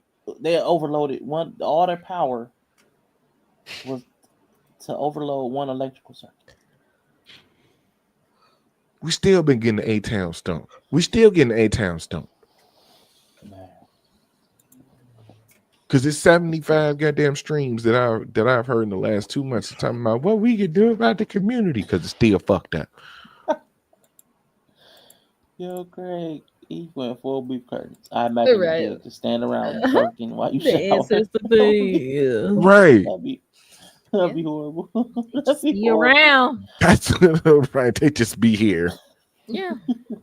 They ain't got nowhere to go in this whole expansive universe. All these mythical thinking outside the box because we're beings of different planets, and you think that the dead ain't gonna explore none of that. They just gonna stay here and worry about your goofy ass, huh? At the plantation. They gonna worry about what's still happening here. I wish the fuck I would. Putting foil in the microwave. I wish I would. That's all they got. I wish I would spend my eternity watching these niggas be niggas here. Watching this display of niggerdom on a daily basis. I wish I would spend the eternity of that watching that happen. Oh shit. Imagine that. That would be horrible. The eternity of watching stupid people argue about stupid, just niggas be niggas. All day. I couldn't do it. I couldn't do it. So you and like I said, that's only got to be from a place of selfishness to think that it would even exist. Yeah. It makes sense with God because God can see all. But even the dead ain't God. They can't see all.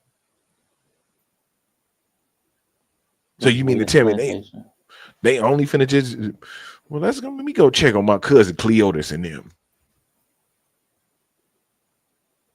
I'm somewhere in another dimension. I'm trying to find a black hole somewhere. Oh shit, we out here now. We can explore. Let me go. No. You think your auntie who wouldn't loan you $20 when you was alive spend her dead years? That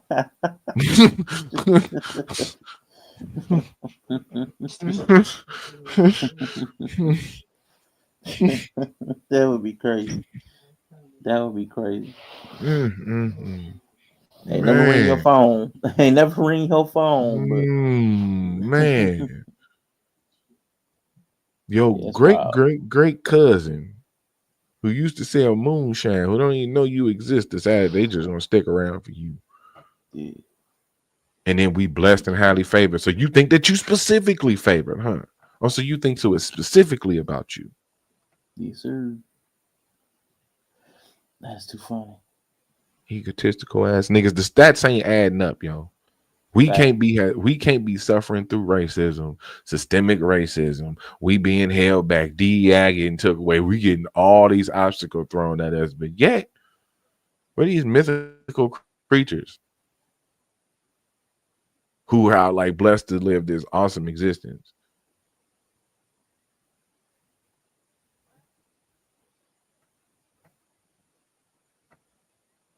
Just take me out the group chat. That's how I end that. Just take me out the fucking group chat. No, you ain't here. You stuck. I know. All right. Well, this how I feel.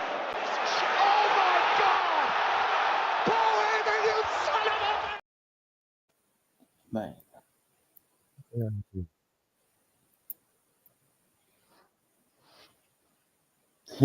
Man, listen. All right, so Holly and DDG, they having a little domestic squabble over the kid. I do think though, man, going back to that real quick, I do think that whole temporary protection order was so that she could get, full custody so she can go overseas. I guess she's trying to film a movie for the next couple months. So I think this is like one of them strategic moves, which people are known to do because the timing is just too lined up. But yeah, that's DDG and Holly. We talked about Diddy and Cassie. We talked about little girl in the corner. We talked about little fangirl. Halo comes with DDG and I guess were you going to do the Devale breakdown or? Yeah, if y'all want to, we would. We have 3 hours now. We can scratch it or. That's up to y'all. I have to take the kids to get some desserts. Okay, Froyo, what we doing? Froyo? No, we going to the peach cobbler factory. Ooh, get some. They got peach cobb, different all kind of flavor cobblers. All them flavors. Banana Yeah, we got one of them out here somewhere. Yeah, we got one of those. I ain't never went because on the other side of town. Yeah, so we're gonna go. Yeah, it's good cookies. Because we couldn't decide between like cookies, pie. Like we was like, we gonna go get something today. I was like, we could go to Peach Cobbler Factory. They got all of it. Okay. They got them churros. What are they in like with sauce and stuff and like in ice cream? I don't know. It looks so good. Oh, that sounds dope. Yeah. So they probably like, when are we going? So yeah, if not for that, I would stay. Oh, that's dope. Well, you definitely feeling better then. You want to get desserts, man? All that phlegm, all that dairy. Mm-hmm. Yeah, I'm living the life a little bit on the edge. I still got a little crackly cough in me, but it's been about 2 weeks. I can't. Yeah, we gonna have to eat some ice cream and just take our chances at this point. You might have butter. Might throw some ice cream on some hot cobbler. Don't get influenza A, y'all, man. They put something new in this one. Man, I'm good. Two weeks. That's crazy. Yeah. So I'll let y'all know how I go. I might maybe send some little pictures, or probably not. I'm gonna eat it. Let me not even lie. I'm gonna eat it. Yeah. I want to get out the car, like. Yeah. So we finna go get that, but I'll be listening because I think that was all. I just wanted before I go with the Devale thing. That was it, right? Or Devale, like he was just saying he tired. Yeah. They've been doing content for like 20. It feel like 20 years. Like I think the facade just wearing down. It's always being on. Yeah, your family is your content. That's like, it's tough. That's tough. Yeah, they not. I think he's in the middle of like a media scrum. Like he was everywhere, like for like a couple days or something. Mm-hmm. Like on a bunch of different platforms. Yeah, I think he just had EFS, the exhaustion fatigue syndrome. He got black fatigue. Yeah, for sure. And and social media fatigue, man. Trying to be on all the time, trying to be perfect, and trying to that wears you out. Being fake that's really hard. Yeah, because his wife even talked about it. Because they got like 4 boys or something like that, 4 or 5. Yeah. Pressure to get your body back because you got to be on TV and stuff. Mm-hmm. I'm good. Yeah. But anyway, I'm gonna head out. All right, Bree. See, you're chopping it up with you. And we didn't argue. Good job, guys. Yeah, for sure. All right, that's what I'm talking about. So yeah, we can go ahead and wrap this up though. Just wanted to come, bless the people one time. With a little bit of content, a little chatty chat. The only thing we got planned coming up is Friday, the wrestling watch along, and then I think there might be. Just keep your eyes open the next day or two, probably for another chatty stream. You know what I'm saying? won't be as controversial, more intellectual. We're gonna Yeah, I'm actually just talking about the drawbacks, the benefits and drawbacks of AI. So I've been using AI a lot more in different applications, and I've been listening to a few.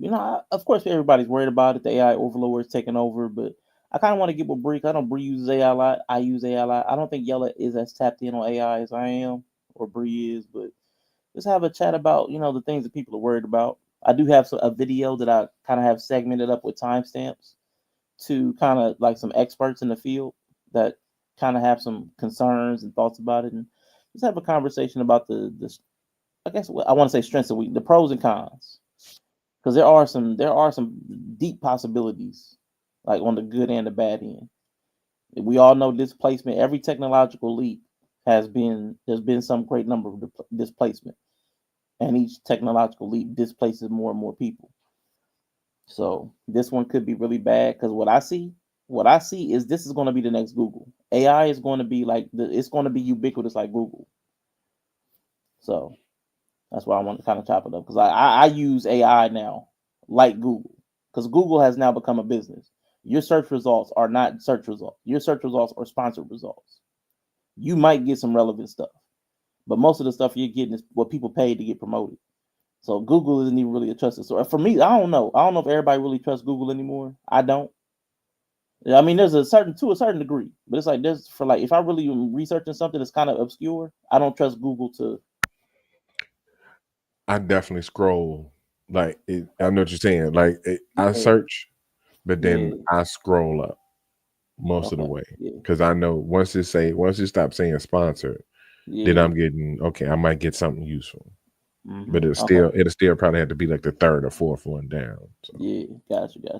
Yeah, so that kind of thing. And I just see AI going that way where it's going to be integrated into all aspects of our life. And I even developed like a timetable of when we could expect certain things. So it's something to talk about, discuss, because people have not embraced it the way I thought they would. But a lot of people have. Like the people that have, the early adopters, they are in. They like it's locked in and it's deep. And it's infecting schools. I got a clip about this lady at school. Like a teacher quit already. She's like, you know what? Everybody just does everything on AI. I mean, that's a conversation. Like kids are already stupid and illiterate. So what do you do when they don't even have to read anymore or think anymore? Like it's a bad baseline to say. So there's pros and cons to this, man. So I'm concerned, but I'm also, me personally though, I am deeply creatively empowered. This really helps me for my creative stuff, whether it's visual stuff, whether it's audio stuff, like been making some music type stuff, and then even my writing.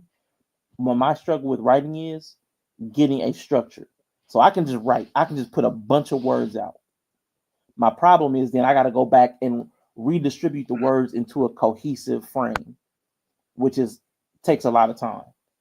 But with AI, I can get the frame set for me and just plug the words in where I need them at in a cohesive. I love that. It's kind of like an outline. It does like outlining. The outline is what most people would just call it. But I'm special.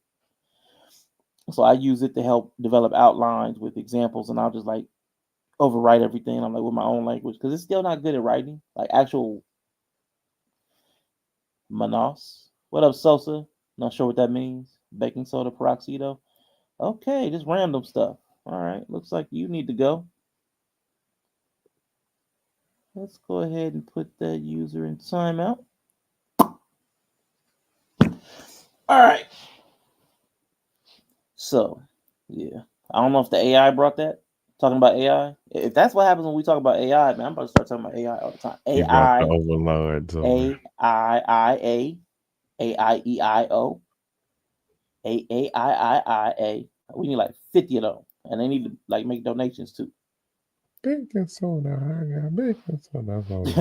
That's just some weird, random stuff too. That seemed like a stupid bot to make. Like if I'm gonna make a bot to infiltrate people's chat and drop stuff in there, it didn't even drop anything useful, which is weird. Anyway, but yeah, that's it, man. I just want to have that talk. I know me and Bree use it a lot for different things. And like, what does she use it for? Has it been helpful? Does she see the drawbacks? What I use it for? Has it been helpful? Kind of show some examples. Show some of y'all some of my AI art. Let y'all hear some of the music. You know, that kind of stuff. You know what I'm saying? What do we use it for? What is it? What are the possibilities? But then, what are the drawbacks, man? What are the potential pitfalls? Because there are some. So, I mean, if this displacement happens, the way computers displace people, because you can't call anybody now without getting a computer. You know, the automated systems.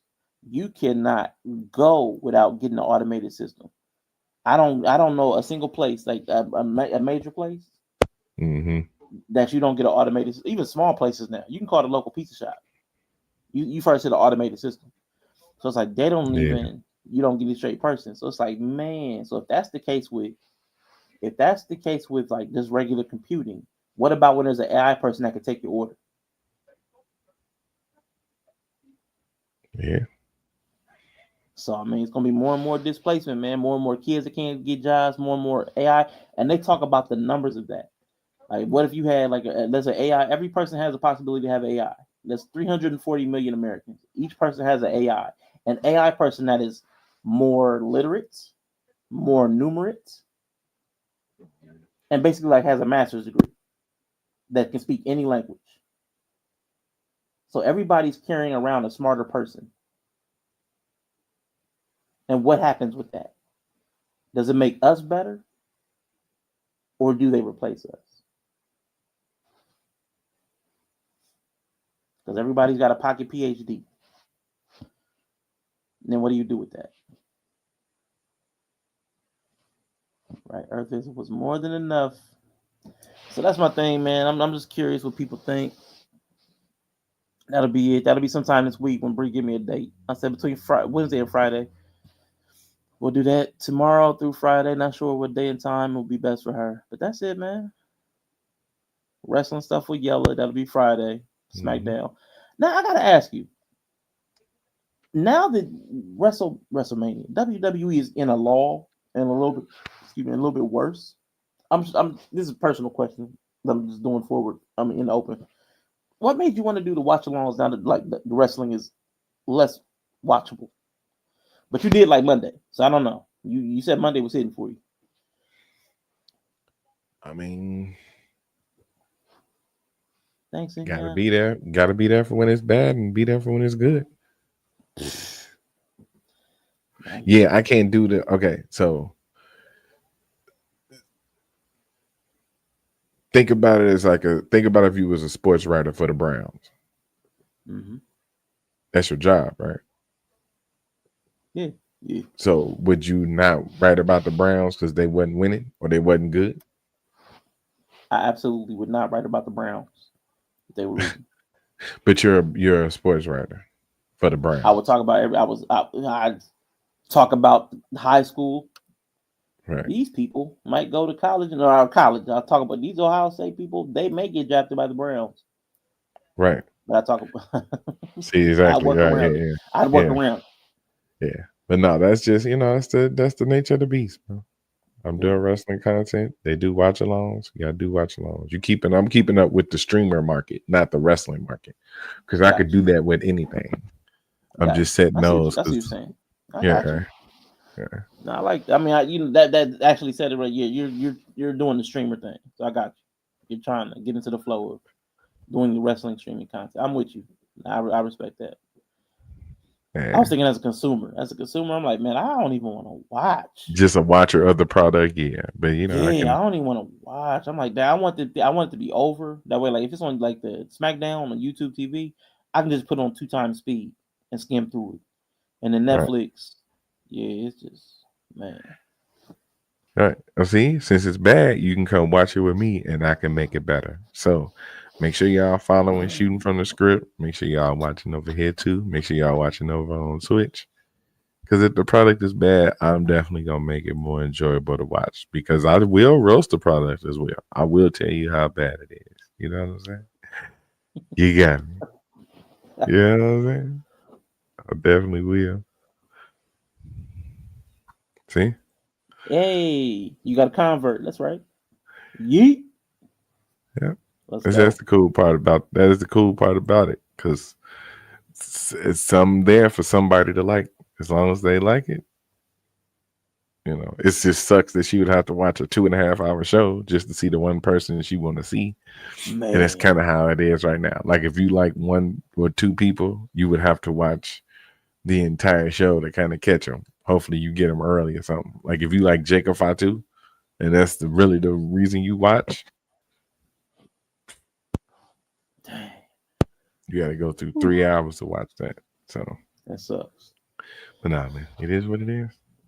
All right, well, I hear you, man. Woo. Yeah, we'll talk offline because I don't know if I can commit to the watch alongs, man. I mean, on stream, because I'm definitely in the consumer headspace with it. Yeah, but I'm here to. Like I said, I'm here to judge it good or bad. So I'm not watching it because it's good. I'm watching it to react to it. I guess if that's to say, yeah. So if it's bad, then I'm here every week to tell you how bad it is. Yeah, I mean, there's a new dude I found too. He likes wrestling, but it's hard to watch for me. The people who are every week, it's not even every week. It's a couple times a week. They're putting out a video trashing the product, and it's like, man, I don't know if it's that bad, but like months and months of negative talk on a product, that just feels like overkill. You know what I'm saying? So that's what I don't want to slide into. Like if I got negative feelings about WWE right now, I don't want to slide into just constant negativity. Yeah, like they just turn into find something to like. Yeah, you got to find something to like. Yeah, that's the thing about it. Like you could dislike for the most part, but then you also got to understand where it's at right now. Like it's in the summer period. It's the off season, basically. This is their off season for better or worse.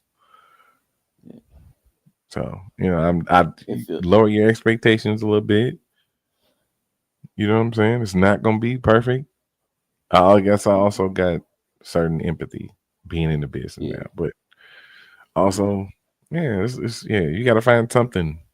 You gotta find something like on that. Like everything ain't bad. It's just people who watch wrestling content and they gotta be the anti-negative person about it. Yeah. I mean, because I saw a couple people trashing the whole R-Truth Cena angle, and I'm like, come on, can we just have a joke angle? Like that's not okay anymore. Like just somebody that's unserious. Like I wasn't expecting that one to give me heat. They were not happy. Cause some people want wrestling to still be it's a competitive environment of two people, and it's a struggle to tell a story. And nobody wants this goofy backyard ended style wrestling of putting R-Truth in the ring with it's wrestling, bro. Yeah. It's wrestling. We know why we're here. Just a month ago, dude was selling his soul. Now he can't fight R-Truth. He can't fight R-Truth. Like where we at? Where we at? He just got super soldier. He just got Winter Soldier. Man. At the Elimination Chamber. Matter of fact, this happened at a place called at an event called the Elimination Chamber. Like people. Okay.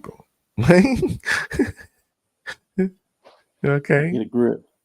Okay. Like it's reel it in, bro. Grip. Reel it in. Yeah. Okay. And I hate that those are the people who get the most attention. Mm-hmm. Because it's kind of like the incendiary take about everything. That's kind of where we're at now. Mm-hmm. So, but at least with wrestling, I avoid the IWC. Like I've been avoiding the Diddy conversation. Like I can, you know what I'm saying? I avoid them. As being a part of it and avoiding it is weird.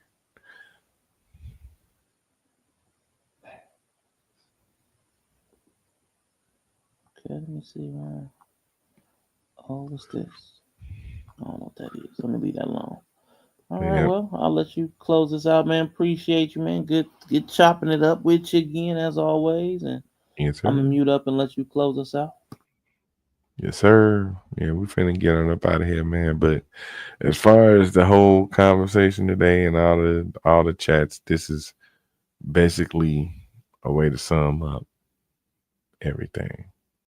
It is more about them than it is about the team. I cannot play with them. Cannot win with them. Cannot coach with them. Can't do it.